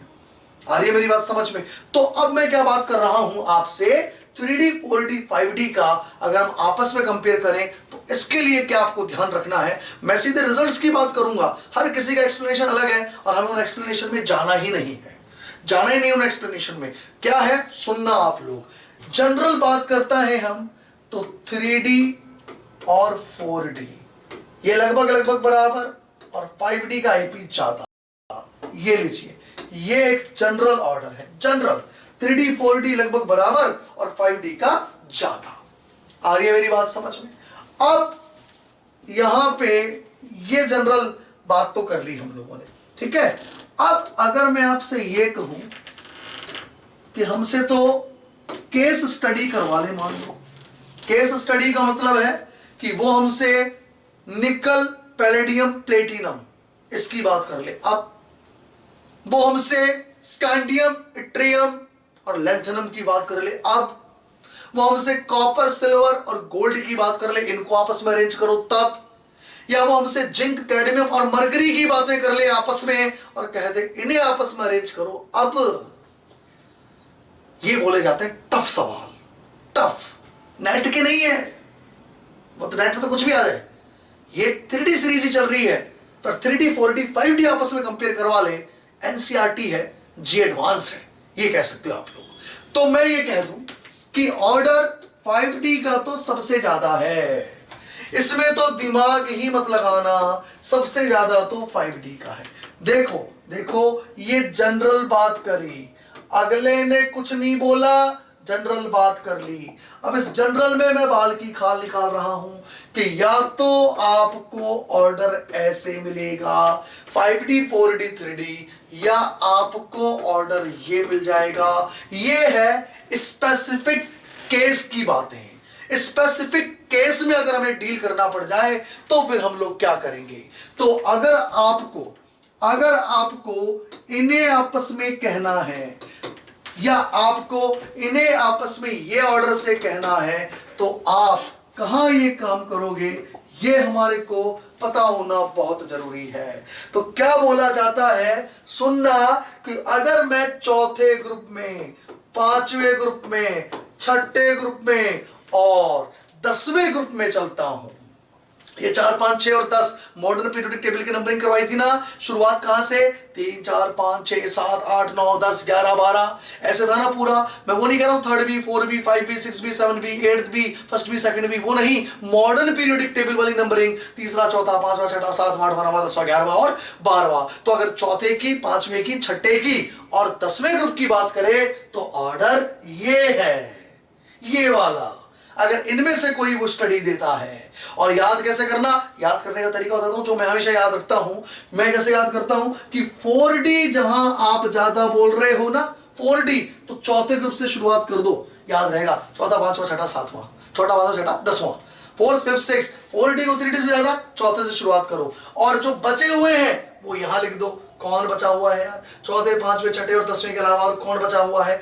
अब बचा हुआ है आपका 7, 8, 9, 11, 12। तो 7वां, 8वां और 9वां ग्रुप, 7th, 8th, 9th और 11, 12। अरे 11, 12 का मतलब समझ गए क्या तुम, copper, silver, gold. 12 zinc, cadmium, mercury, इनमें ये चलता है। आई बात समझ में, आईपी का ऑर्डर ऑलवेज रिमेंबर। अब सुनो, अभी भी इसमें कौन रह गया, अभी इसमें रह गया 3rd ग्रुप। और 3rd ग्रुप के अंदर तो मैंने अभी आपको बताया था कि यहां तो लेंथेनाइड की चर्चा नहीं होती है। 3rd ग्रुप के बाद आता है शुरुआत लेंथेनाइड की। तो यहां आईपी की अगर मैं कंपैरिजन करता हूं तो सबसे ज्यादा यहां पर, अगर मैं जनरल बात करता हूं तो यहां पर 3rd ग्रुप के अंदर, तो इधर देखिएगा, यहां पर अभी थोड़ी देर पहले मैंने बात करी थी यहां रेडियाई की। तो देखो स्कैंडियम से ज्यादा रेडियाई किसकी है, स्कैंडियम से ज्यादा रेडियाई किसकी है, एट्रियम की है। एट्रियम से ज्यादा किसकी है, लेंथेनम की है। तो अगर रेडियाई बढ़ गई तो आईपी की वैल्यू कम हो जाएगी। तो यहां पे चलता है स्कैंडियम, एट्रियम और लेंथेनम, ये डिक्रीज होगी, याद रखना। 3rd ग्रुप के अंदर क्या चला, 3rd ग्रुप के अंदर मैं ये कहूंगा क्या चला, 3D 4D से ज्यादा और 4D 5D से ज्यादा आईपी रखता है। ये आपको मैंने यहां 3rd के लिए बताया। ऐसा क्यों, क्योंकि लेंथेनाइड तो तीसरे ग्रुप के बाद में शुरू होता है ना, इसके बाद में आता है लेंथेनाइड्स के 14 एलिमेंट तो शुरू इसके बाद में होते हैं ना, इसलिए मैंने कहा यह ऑर्डर ये चलेगा। तो ये तीसरे के लिए पूछे तो ये करोगे, अगर आपको चौथे, पांचवें, छठे, 10वें के लिए पूछे तो आंसर इसके अनुसार चलेगा, और 7वां, 8वां, 9वां, 11वां, 12वां पूछे तो आंसर ये चलेगा। और वो जनरल बात कर ले डी ब्लॉक एलिमेंट्स में तो फिर बातें ये वाली कर देना। बताइए कब और किस वक्त आपको क्या करना है, मैंने बता दिया। और 3D सीरीज का आपस में अगर कंपेयर पूछे तो एबनॉर्मल ऑर्डर में मैंने आपको बता दिया। जाने फिर कोई कूपन निकले, मारना तिकड़म करोड़पति वाली स्कीम की। ये लीजिए, इस तरीके से आप आयोनाइजेशन पोटेंशियल ट्रांजिशन एलिमेंट्स के आपस में आराम से कंपेयर कर सकते हो। बोलो भाई बोलो, यहां तक मेरी बात आप सभी लोगों के समझ में आ गई। बोलिए भाई बोलिए, यहां तक आप सभी लोगों की मेरी बात समझ में आ गई है? ईच एंड एवरीबॉडी कैसे अप्रोच करना है, क्या करना है, हर चीज समझा दी मैंने आप लोगों को। अब यहां से अगर आईपी का ट्रांजिशन एलिमेंट्स के ऊपर सवाल आता है तो हम कहीं नहीं अटकेंगे, हम आराम से कर जाएंगे। ठीक है, कंटेंट मैंने आपको एक जगह करके दे दिया है, इधर उधर आपको अब कुछ भी बहुत ज्यादा पढ़ने की जरूरत नहीं है। फोकस ऑन नोट्स, सबसे पहले नोट्स को याद करो, ऑन टिप्स करो, फिर आप साथ में कोई भी किताब पढ़ो और किताबों के नाम जो भी है वो मंडे को मैं आप लोगों को बता दूंगा कि आप इस टॉपिक की ये बुक्स ले सकते हो, इनसे पढ़ाई कर सकते हो। ठीक है, चलिए आगे की बात करता हूं। अब मेटालिक बॉन्ड स्ट्रेंथ, अगला जो हमारी प्रॉपर्टी है डी ब्लॉक एलिमेंट्स की वो है मेटालिक बॉन्ड स्ट्रेंथ। आओ मैं ये आपको सिखा देता हूं, मेटालिक बॉन्ड स्ट्रेंथ, ये लीजिए आई मेटालिक बॉन्ड स्ट्रेंथ। देखो यार, मेटालिक बॉन्ड स्ट्रेंथ को अभी मैंने आपको समझाया था। मेटालिक बॉन्ड स्ट्रेंथ जो है वो किस पे डिपेंड करती है? Number of electrons involving in metallic bond formation. Correct, ये चीज ध्यान रखना। तो सबसे पहले तो मैं जनरल बात करता हूं। एक है डी ब्लॉक एलिमेंट, एक है डी ब्लॉक एलिमेंट्स, और एक है एस ब्लॉक एलिमेंट्स। बताइए मेटालिक बॉन्ड स्ट्रेंथ किन एलिमेंट्स की ज्यादा होगी, डी ब्लॉक एलिमेंट्स की या एस ब्लॉक एलिमेंट्स की? फटाफट पहले तो ये बताओ किसकी ज्यादा होगी, डी ब्लॉक एलिमेंट्स या एस ब्लॉक एलिमेंट्स? किसकी मेटालिक बॉन्ड स्ट्रेंथ ज्यादा होगी, डी ब्लॉक या S block? Yes, that is D block. इनकी मेटालिक बॉन्ड स्ट्रेंथ ज्यादा होती है। देखो मेटालिक बॉन्ड स्ट्रेंथ को मैं शॉर्ट में MBS कहूंगा, और वो डी ब्लॉक एलिमेंट्स की एस ब्लॉक एलिमेंट्स से ज्यादा होती है। अब आप कहेंगे क्यों सर, ऐसा क्यों? Because in D block elements हम कहते हैं मोर number of electrons can involve in metallic bond formation. Metallic bond formation के अंदर ज्यादा से ज्यादा इलेक्ट्रॉन इन्वॉल्व हो जाते हैं, इसलिए ये मेटालिक बॉन्ड स्ट्रेंथ ज्यादा रखता है। और वो कौन से हैं? N-1 D, N-1 D electrons and NS electrons, ये इन्वॉल्व होते हैं। अब ये दोनों इन्वॉल्व कैसे हो पाते हैं, है ना? तो हम ये कहते हैं ये दोनों इन्वॉल्व इसलिए हो पाते हैं क्योंकि N-1 D और NS के बीच में जो एनर्जी डिफरेंस है वो काफी कम है, इसलिए ये इन्वॉल्व हो पाते हैं। तो हम कहते हैं because of small energy difference, because of small energy difference in between N-1 D and NS, इसलिए दोनों के ही इलेक्ट्रॉन मेटालिक बॉन्ड बनाने में इन्वॉल्व हो सकते हैं, और जितने ज्यादा नंबर ऑफ इलेक्ट्रॉन पार्टिसिपेट करेंगे मेटालिक बॉन्ड बनाने में, ऑब्वियसली मेटालिक बॉन्ड स्ट्रेंथ उसकी उतनी ही ज्यादा होगी। क्लियर? सबसे पहले तो ये चीज क्लियर होनी चाहिए थी, कहां मेटालिक बॉन्ड स्ट्रेंथ ज्यादा होती है। अब अगर मैं factors affecting metallic bond strength की बात करूं तो क्या होगा, आओ जरा समझ लेते हैं। Factors affecting metallic bond strength, आओ जरा इसकी मैं बात कर लेता हूं। तो factors affecting metallic bond strength, factors affecting metallic bond strength. अभी मैंने आपको एक ही बात बोली कि फैक्टर्स अफेक्टिंग की जब हम बात करते हैं तो मेटालिक बॉन्ड स्ट्रेंथ में ये चीज बोली जाती है, सुनना, कि metallic bond strength is directly proportional to the number of electron participating in metallic bond formation. Number of electron के ज्यादा होने से ही फर्क नहीं पड़ता, वो इलेक्ट्रॉन पार्टिसिपेट भी तो करें मेटालिक बॉन्ड फॉर्मेशन में। तो हम जनरली ये कहते हैं मेटालिक बॉन्ड स्ट्रेंथ के लिए। तो मैं क्या कहूं यहां कि metallic bond strength, metallic bond strength MBS is directly proportional to the number of electron participating in metallic bond formation। Metallic bond formation में जो नंबर ऑफ इलेक्ट्रॉन पार्टिसिपेट कर रहे हैं एक्चुअली उनकी संख्या पे डिपेंड करती है। क्लियर?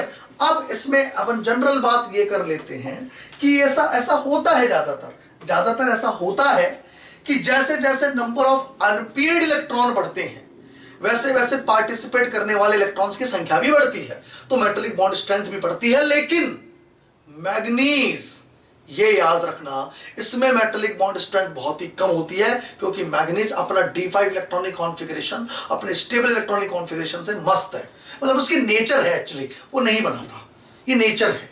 कल को आप बोलेंगे सर क्रोमियम में भी तो ऐसा होता है, ठीक है, वो नहीं है, नेचर है। लेकिन वो तो कहेगा नहीं मैं तो बनाऊंगा, 6 अनपेयर्ड इलेक्ट्रॉन है, मैग्नीज कहता है मैं खुश हूं D5S2 से, मुझे जरूरत नहीं है, राइट? तो ये नेचर है बेसिकली। तो हम ये कह दें कि generally in general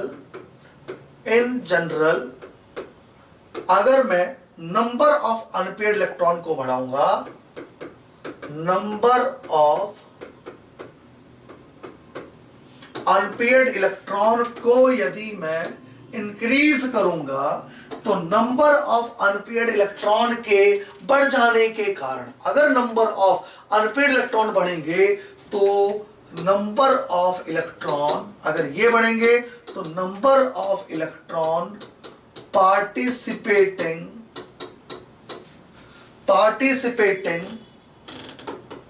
metallic bond, वो नंबर ऑफ इलेक्ट्रॉन जो मेटालिक बॉन्ड को बनाने में भाग ले रहे हैं, पार्टिसिपेट कर रहे हैं, उनके नंबर्स भी बढ़ेंगे। और अगर ऐसा होगा तो मेटालिक बॉन्ड स्ट्रेंथ भी बढ़ेगी, याद रखना। लेकिन साथ में आपको ये याद रखना है मैग्नीज की मेटालिक बॉन्ड स्ट्रेंथ बहुत ही कम होती है, ये हम लोग ध्यान रखेंगे, ठीक है? तो हम कहेंगे साथ में हमारे को याद रखना है मैग्नीज हैज एक्सेप्शनली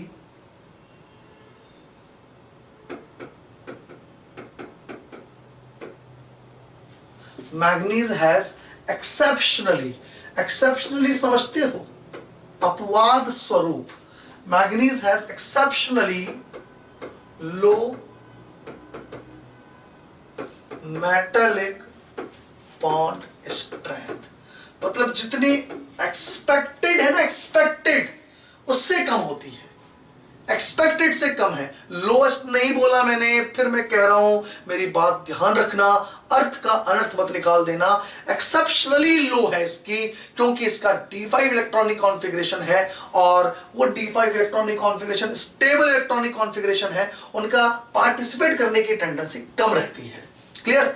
और कोई आपसे ये पूछे कि बताइए मेटालिक बॉन्ड स्ट्रेंथ मैक्सिमम किसकी है 3D सीरीज में, तो याद रखना क्रोमियम, 6 अनपेयर्ड इलेक्ट्रॉन, इससे ज्यादा मेटालिक बॉन्ड स्ट्रेंथ किसी की भी नहीं है। तो मैं कह दूं इन 3D सीरीज ये पूछा जाता है मैक्सिमम मेटालिक बॉन्ड स्ट्रेंथ किसकी इन एलिमेंट्स में से, क्रोमियम छाड़ देना उसमें से, क्रोमियम की सबसे ज्यादा मिलेगी आपको। तो इन 3D सीरीज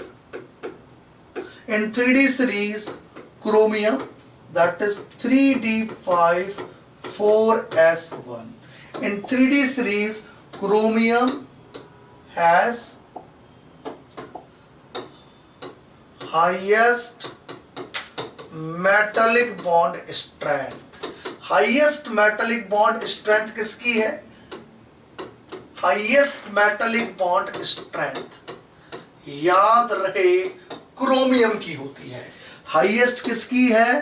क्रोमियम की हाईएस्ट मेटालिक बॉन्ड स्ट्रेंथ है।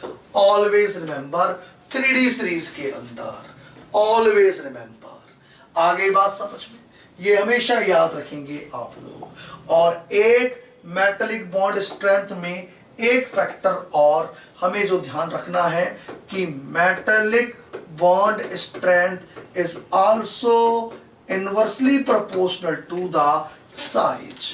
किसी भी मेटल की साइज के इनवर्सली प्रोपोर्शनल टू भी होती है। अगर साइज बढ़ गई तो मेटालिक बॉन्ड स्ट्रेंथ कम हो जाती है, याद रखना। तो पहली चीज, मेन चीज, नंबर ऑफ अनपेयर्ड इलेक्ट्रॉन है जो पार्टिसिपेट करेंगे। और मैक्सिमम मेटालिक बॉन्ड स्ट्रेंथ किसके लिए है? क्रोमियम के लिए। ऑलवेज रिमेंबर, क्रोमियम की मेटालिक बॉन्ड स्ट्रेंथ हाईएस्ट होती है 3D सीरीज के अंदर। ये आप लोगों को बिल्कुल पता होना चाहिए। ऑलवेज रिमेंबर, ये आपको बिल्कुल पता होना चाहिए। ठीक है भाई, यहां तक आपकी बात समझ में आ गई। अब मैं इसके अंदर नेक्स्ट जो प्रॉपर्टी ले रहा हूं उसको भी आप लोग समझो। नेक्स्ट प्रॉपर्टी है इसके अंदर मैग्नेटिक प्रॉपर्टी। मैग्नेटिक, हालांकि ये डिटेल के अंदर हम लोग पढ़ेंगे आगे। और मैग्नेटिक प्रॉपर्टी, आइए मैग्नेटिक प्रॉपर्टी समझा देता हूं मैं आपको। देखो यार, मैग्नेटिक प्रॉपर्टी जो है ना, ये बहुत इंपॉर्टेंट है। और अगर आप प्रीवियस ईयर के सवाल देखेंगे ना, तो क्या लेंथेनाइड, क्या एक्टिनाइड, क्या ट्रांजिशन एलिमेंट, मैग्नेटिक मोमेंट और क्या कोऑर्डिनेशन कॉम्प्लेक्सेस, मैग्नेटिक प्रॉपर्टीज के ऊपर भरमार सवाल मिलेंगे, भरमार। तो मैं आपको बता देता हूं पहले तो कि जब भी कभी हम मैग्नेटिक प्रॉपर्टी की बात करते हैं, जब भी कभी हम मैग्नेटिक प्रॉपर्टी की बात करते हैं, अगली प्रॉपर्टी यही पढ़ा रहा हूं मैं आपको, तो आप लोगों को ये ध्यान रहे कि ये मैग्नेटिक प्रॉपर्टीज, देखो पहले तो मैं क्या कह रहा हूं, ये मैग्नेटिक प्रॉपर्टीज एक तो एफ ब्लॉक एलिमेंट के लिए पूछी जाती है, एक तो किसके लिए पूछी जाती है? एफ ब्लॉक एलिमेंट्स के लिए। एक तो ये क्लियर रहे आपको कि इसकी चर्चा एफ ब्लॉक एलिमेंट मतलब लेंथेनाइड और एक्टिनाइड्स के लिए होती है। ठीक है, जब भी कभी मैग्नेटिक मोमेंट की चर्चाएं हम यहां करेंगे, इसको मैं एफ ब्लॉक एलिमेंट में डिटेल में समझाऊंगा, डिटेल में, तो वहां आप देखोगे कि mu S plus L G J J plus 1 का रूट, ये होता है फॉर्मूला। याद करो, याद करो, यहां s प्लस एल का मतलब स्पिन और ऑर्बिटल दोनों का कंट्रीब्यूशन है। तो ये आपका मैग्नेटिक मोमेंट का फॉर्मूला है एफ ब्लॉक एलिमेंट्स के लिए। और इसमें जी क्या होता है? जी लिंडे फैक्टर होता है। याद करो भाई, जी क्या होता है? Linde factor. एफ ब्लॉक में पढ़ते हैं ना हम लोग।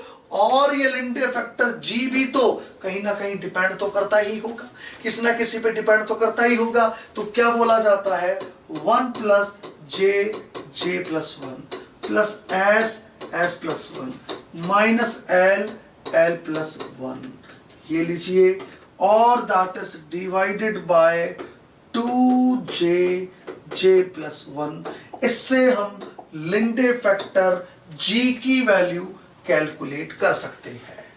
करेक्ट। तो ध्यान रखना, एफ ब्लॉक, हमसे क्या पूछा जाता है आरपीएससी में सवाल कि एफ ब्लॉक एलिमेंट का मैग्नेटिक मोमेंट इनमें से किस फॉर्मूले से कैलकुलेट करते हैं? तो आपको पता होना चाहिए एफ ब्लॉक के लिए ये, और लिंडे फैक्टर जी का वैल्यू ये। इसकी कैलकुलेशन हम एफ ब्लॉक एलिमेंट्स के अंदर सीखने वाले हैं आगे जाके, राइट। और मैग्नेटिक मोमेंट अभी हम क्या पढ़ रहे हैं? Transition element. तो मैं यहां ट्रांजिशन एलिमेंट्स की भी बात करूंगा,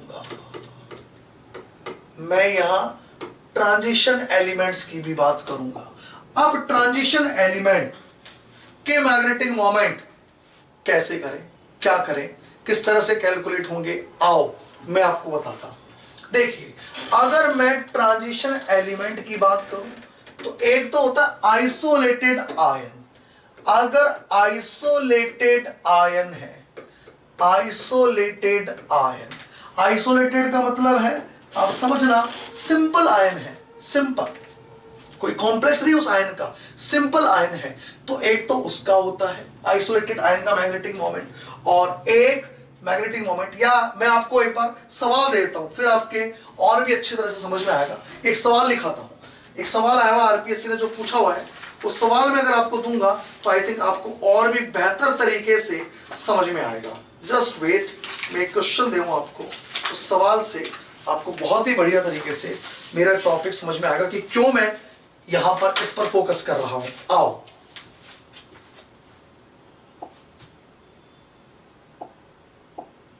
आइए, एक क्वेश्चन पूछा गया है आरपीएससी ने केमिस्ट 2015 में कि magnetic moment of transition elements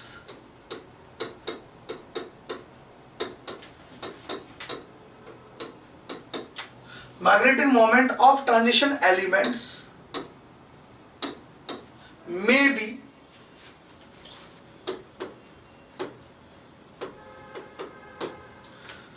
calculated from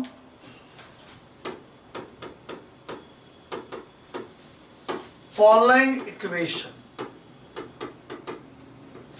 can be calculated from following equation. लीजिए, और यहां देखो क्या है, हमसे बोला गया है पहला option mu S plus L. S plus L का मतलब हो गया स्पिन ऑनली और ऑर्बिटल कंट्रीब्यूशन के साथ। एस प्लस एल का मतलब क्या है, स्पिन भी है इसमें और ऑर्बिटल कंट्रीब्यूशन भी है इसमें, दोनों चीजें हैं इसमें। और फॉर्मूले क्या क्या दिए गए हैं, that is 2s plus 1 plus l plus 1 का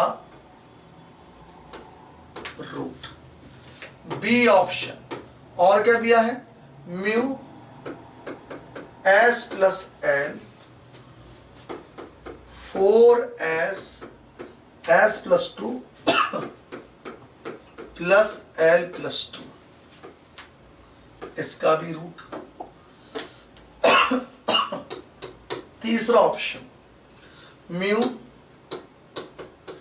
S plus L equals to 2s S plus 2 plus 2l l plus 2 का रूट। और चौथा ऑप्शन है म्यू एस प्लस एल बराबर 4s plus 1 plus l plus 1 का रूट। लो जी भैया, ये सवाल हम लोगों से पूछा गया है। लो जी, इसका मतलब सवाल इस तरीके के भी आरपीएससी ने पूछे हुए, इसलिए हमारे को थोड़ा सा इनके बारे में आना चाहिए। करेक्ट? तो देखो क्या होता है, जब भी कभी हम लोग ट्रांजिशन एलिमेंट्स की हम बात करते हैं, ठीक है, तो इसको ऐसे समझो कि जब भी कभी हम ट्रांजिशन एलिमेंट्स की बात करते हैं तो इसमें दो प्रकार के मैग्नेटिक मोमेंट्स होते हैं, दो प्रकार के। एक होता है म्यू स्पिन ऑनली और एक होता है म्यू एस प्लस एल। ये दो प्रकार की चीजें होती है। एक होता है म्यू स्पिन ऑनली, मतलब कोई ऑर्बिटल कंट्रीब्यूशन नहीं, और एक होता है जहां ऑर्बिटल कंट्रीब्यूशन भी होगा। समझ रहे हो? तो जब कोई ऑर्बिटल कंट्रीब्यूशन नहीं होता तो फॉर्मूला म्यू स्पिन ऑनली जो हम लोग पढ़ते हैं ना, n प्लस 2 का रूट बोर मैग्नेटॉन, जहां स्मॉल n क्या होता है, नंबर ऑफ अनपेयर्ड इलेक्ट्रॉन। ये लीजिए, आ रही है बात समझ में? और अगर इस फॉर्मूले की मैं बात करूं तो ये फॉर्मूला तब काम में लेते हैं जब ऑर्बिटल कंट्रीब्यूशन नहीं होता। और ये कहां नहीं होता तो मैं आपको बता देता हूं, सिखा देता हूं। D5 हाई स्पिन, बेसिकली इसके लिए तो यही फॉर्मूला काम में आता है। और जिनमें D5 हाई स्पिन नहीं है उनमें फिर ऑर्बिटल कंट्रीब्यूशन होगा, कहीं ज्यादा कहीं कम, कहीं कम कहीं ज्यादा। तो दो प्रकार के फॉर्मूले चलते हैं। एक चलता है म्यू एस प्लस एल बराबर 4SS plus 1 plus L plus 1 का रूट, जो इसी को सॉल्व करने पे आता है। और एक चलता है mu observe is plus to mu spin only 1 minus alpha lambda upon del. तो ये जो बोलो ना mu spin only 1 minus alpha lambda upon del, ये तो बहुत डेप्थ में चीज हो गई, ये तो नेट वेट में आएगी, हमारे इसको मतलब ही नहीं है। हम तो सीधे सीधे शब्दों में लेते हैं कि अगर S प्लस एल है यानी ऑर्बिटल कंट्रीब्यूशन प्रेजेंट है, ऑर्बिटल कंट्रीब्यूशन इज प्रेजेंट, तो फिर फॉर्मूला कौन सा होता है? फिर फॉर्मूला आपको काम में लेना होता है म्यू एस प्लस एल बराबर 4S S plus 1 plus L plus 1 का रूट। ये लीजिए, ये फॉर्मूला चलता है अगर ऑर्बिटल कंट्रीब्यूशन है तो दिख जाएगा। आपसे म्यू स्पिन ओनली ही पूछा है या S प्लस एल पूछा है या लेंथेनाइड्स वगैरह का पूछा है, समझ में आ गई बात। ये जनरल मैंने फॉर्मूलों की बात करी। F ब्लॉक पे इन फॉर्मूलों पे चले जाना, और अगर डी ब्लॉक की बात करें तो देख लेना ट्रांजिशन एलिमेंट्स के लिए कि तुमसे म्यू स्पिन ओनली की बात हो रही है या S प्लस एल की बात हो रही है। तो बताइए, यदि मैं इस सवाल पे आता हूं तो बताइए magnetic moment of transition element की जो बात हो रही है वो S प्लस एल के साथ हो रही है, ओनली स्पिन ओनली नहीं है। और अगर S प्लस एल के साथ बात हो रही है तो बताइए इसमें से हम किसको टिक करेंगे? तो हम कहेंगे 4SS plus 1 plus L plus 1, इसकी बातें होंगी। आ गई मेरी बात समझ में यहां तक? हाँ भाई, फॉर्मूला सिलेक्शन आपको पता होना चाहिए। अब इनको डिटेल के अंदर इनकी कैलकुलेशन कैसे होते हैं, जी कैसे कैलकुलेट करते हैं, इनमें S L J ground state term symbol कैसे निकालते हैं, बेसिक उसमें ग्राउंड स्टेट टर्म सिंबल नहीं पढ़ना, इतना पढ़ना है कि हम ये सवाल सॉल्व कर सके। ये सब कुछ हम लेंथेनाइड्स वगैरह में देखेंगे, क्योंकि वहां से मैग्नेटिक मोमेंट का सवाल बनता है, हम लोगों से पूछा जाता है। करेक्ट? तो हम ये आराम से कर सकते हैं। ट्रांजिशन एलिमेंट्स के लिए कैसे क्या होता है हम ये चीज समझ गए। अब हम ये भी समझते हैं कि जब भी कभी हम मैग्नेटिक मोमेंट की बात करेंगे तो हम क्या बोलेंगे? इन ट्रांजिशन एलिमेंट हम क्या बोलेंगे? इन ट्रांजिशन एलिमेंट, अगर मैं ट्रांजिशन एलिमेंट्स की बात करता हूं तो मैं क्या कहूंगा कि इन transition element higher the unpaired electron, higher the unpaired electron, more will be the magnetic moment, more will be the magnetic moment, उतना ही ज्यादा मैग्नेटिक मोमेंट होगा। And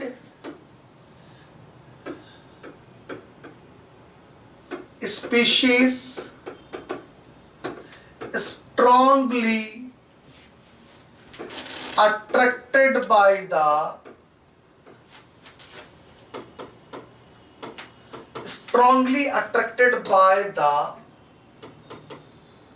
external magnetic field, और वो एक्सटर्नल मैग्नेटिक फील्ड से उतनी ही ज्यादा strongly attracted होगी। याद रखिएगा, जितना ज्यादा अनपेयर्ड इलेक्ट्रॉन होगा मैग्नेटिक मोमेंट उतना ही ज्यादा होगा, और एक्सटर्नल मैग्नेटिक फील्ड में वो उतनी ही ज्यादा अट्रैक्ट होती है। ये हमारे को पता है। आयंस के मैग्नेटिक मोमेंट हम आराम से आइडेंटिफाई कर सकते हैं। ठीक है, तो देखिए अब तक हमने जितना भी हम लोगों ने पढ़ा अभी तक डी ब्लॉक की कैरेक्टरिस्टिक्स पे, अगर मैं उस पर एक दो सवाल और लिखाऊं आए हुए, तो देखिएगा हम इस तरीके के सवाल कर सकते हैं। जैसे सिंपल सा पहला सवाल और लिखता हूं मैं, पहला तो ये हो गया आपका, अभी लिखा मैंने, चलो नंबरिंग छोड़ो, क्वेश्चन लिख देता हूं सीधा। ऐसे एक सवाल हमसे ऐसे पूछा गया है, सिंपल सा, which of the following ion, ये बेसिक क्वेश्चंस हैं जो ट्रांजिशन एलिमेंट्स के ऊपर बनते हैं। Which of the following ion have maximum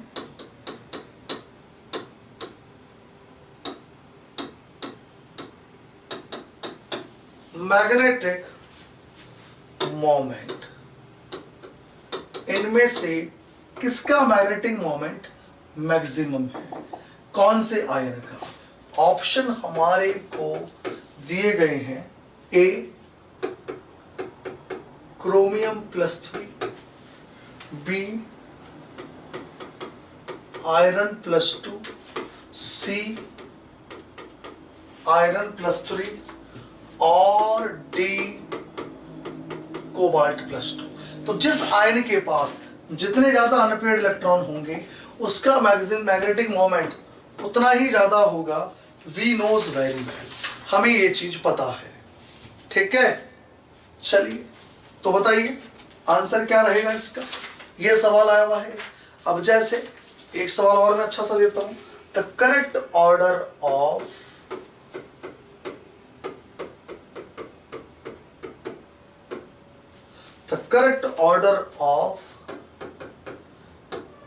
increasing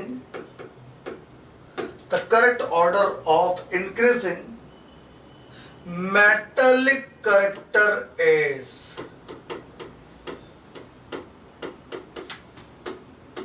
metallic character का ऑर्डर पूछ लिया गया है, क्लियर। अब मेटेलिक करेक्टर का ऑर्डर हमारे को 4 ऑप्शन के साथ बताना है, कौन सा सही है। ऑप्शन काटना आना चाहिए आपको, फास्फोरस, सिलिकॉन, बेरिलियम, मैग्नीशियम और सोडियम। ऑप्शन बी है phosphorus, silicon, magnesium, sodium, beryllium. Third option है sodium, magnesium, beryllium, silicon, phosphorus. और डी ऑप्शन है फास्फोरस, सिलिकॉन, सोडियम, बेरिलियम और मैग्नीशियम। ये लीजिए, आपको यहां इन्हें मेटेलिक कैरेक्टर के डिक्रीजिंग ऑर्डर में अरेंज करते हुए लिखना। लीजिए ये सवाल हो गया आपका, इस तरीके का सवाल हो गया। अभी पढ़ाया मैंने आप लोगों को, थोड़ा सा आईपी से लिंक करेंगे आप लोग, हो जाएगा बड़े आराम से। स्ट्रॉन्गेस्ट मेटेलिक मोड क्रोमियम में होता है, ये मैंने आपको बता ही दिया था, कोई दिक्कत नहीं। बेसिक 2 सवाल कराए मैंने आप लोगों को। तो बताइए हाईएस्ट मैग्नेटिक मोमेंट तो बताओ किसका आया, हाईएस्ट मैग्नेटिक मोमेंट तो किसका आया आप लोगों का? जिसमें जितने ज्यादा अनपेयर्ड इलेक्ट्रॉन उसका मैग्नेटिक मोमेंट उतना ही ज्यादा। तो बताइए क्या आयरन +3 का आया है क्या? यस और नो? क्या आयरन +3 का आया है क्या? बोलिए भाई, यस और no? Yes yes yes yes, क्योंकि देखो यहां D4, ये D6, ये D5, ये D7।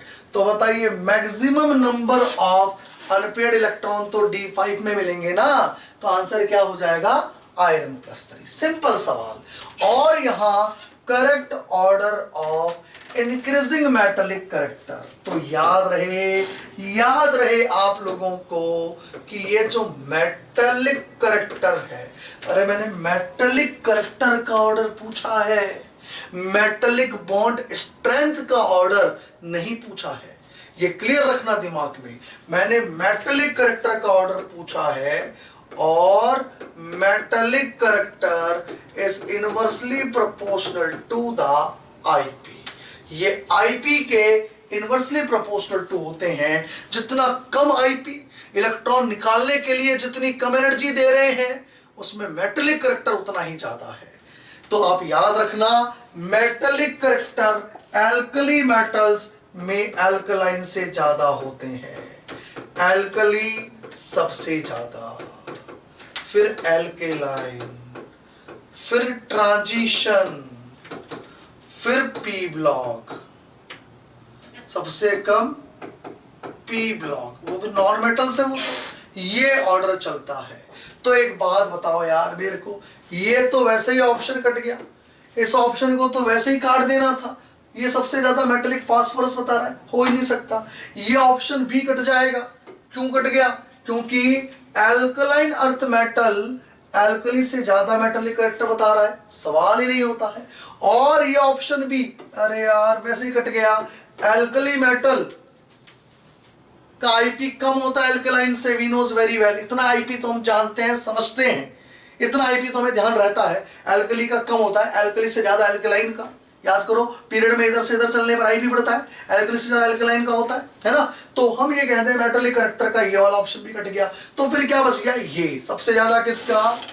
मेटेलिक करेक्टर सोडियम का, क्योंकि आईपी बहुत ही कम है। और बेरिलियम और मैग्नीशियम में we knows very well, beryllium से मैग्नीशियम, मैग्नीशियम से कैल्शियम, कैल्शियम से स्ट्रोंशियम की ओर चलने पर आईपी कम होता है, तो मेटेलिक करेक्टर बढ़ता है ना।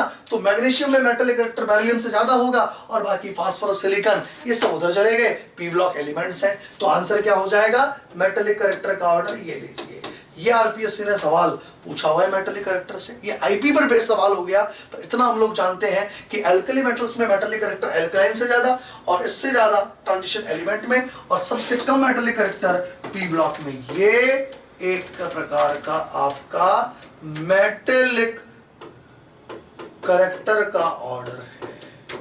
ये जनरल बात आपको पता होनी चाहिए। क्लियर? ये मैंने आपको 2-3 बेसिक सवाल भी बताए, मैग्नेटिक प्रॉपर्टीज के बारे में भी पढ़ाया। तो कुछ करेक्टरिस्टिक्स जैसे कि मेटेलिक करेक्टर्स, सबसे पहले डी ब्लॉक के हमने पढ़े, मेल्टिंग पॉइंट्स वगैरह पढ़े, फिर हमने इसकी रेडियस की बात करी, केमिकल ट्विंस के बारे में बात करी। रेडियस के बाद फिर मैंने आयनाइजेशन पोटेंशियल की बात करी, उसके बाद मैग्नेटिक प्रॉपर्टीज वगैरह की बात करी। क्लियर? इन सब चीजों की मैंने आप लोगों से बात करी। अब इसके अंदर डेंसिटी का ऑर्डर, एंथैल्पी ऑफ एटमाइजेशन के अंदर चीजें, ये मैग्नेटिक प्रॉपर्टीज की बात कर ली। फिर उसके बाद डेंसिटी हुई या इनके एंथैल्पी ऑफ एटमाइजेशन हुआ, इनके ऑक्सीडेशन स्टेट हुए, पोटेंशियल्स हुए, इनके ऑक्सीडेशन ट्रेंड्स हुए, इनके ऑक्सीडाइजिंग पावर हुई ऑक्साइड्स की, ऑक्सीकैटायन, ऑक्सो एनाइन की बात हुई। इसके अलावा इनके ट्रांजिशन एलिमेंट्स की इंटरस्टिशियल हाइड्राइड्स वगैरह बनाने की टेंडेंसी हुई, इनका कैटालाइटिक बिहेवियर हुआ। इन सब की चर्चाएं हम लोग अगली क्लास के अंदर करेंगे। नहीं, अगली क्लास में हमारे characteristics of D block elements हम लोग खत्म कर लेंगे अगली क्लास में, यानी कि कल हमारी क्लास रहेगी। नेक्स्ट क्लास में हम ये सारी चीजें खत्म कर लेंगे। आज का टाइम हमारा हो चुका है। क्लियर? आज की क्लास हम यहीं तक रखते हैं। ठीक है? थैंक यू, धन्यवाद।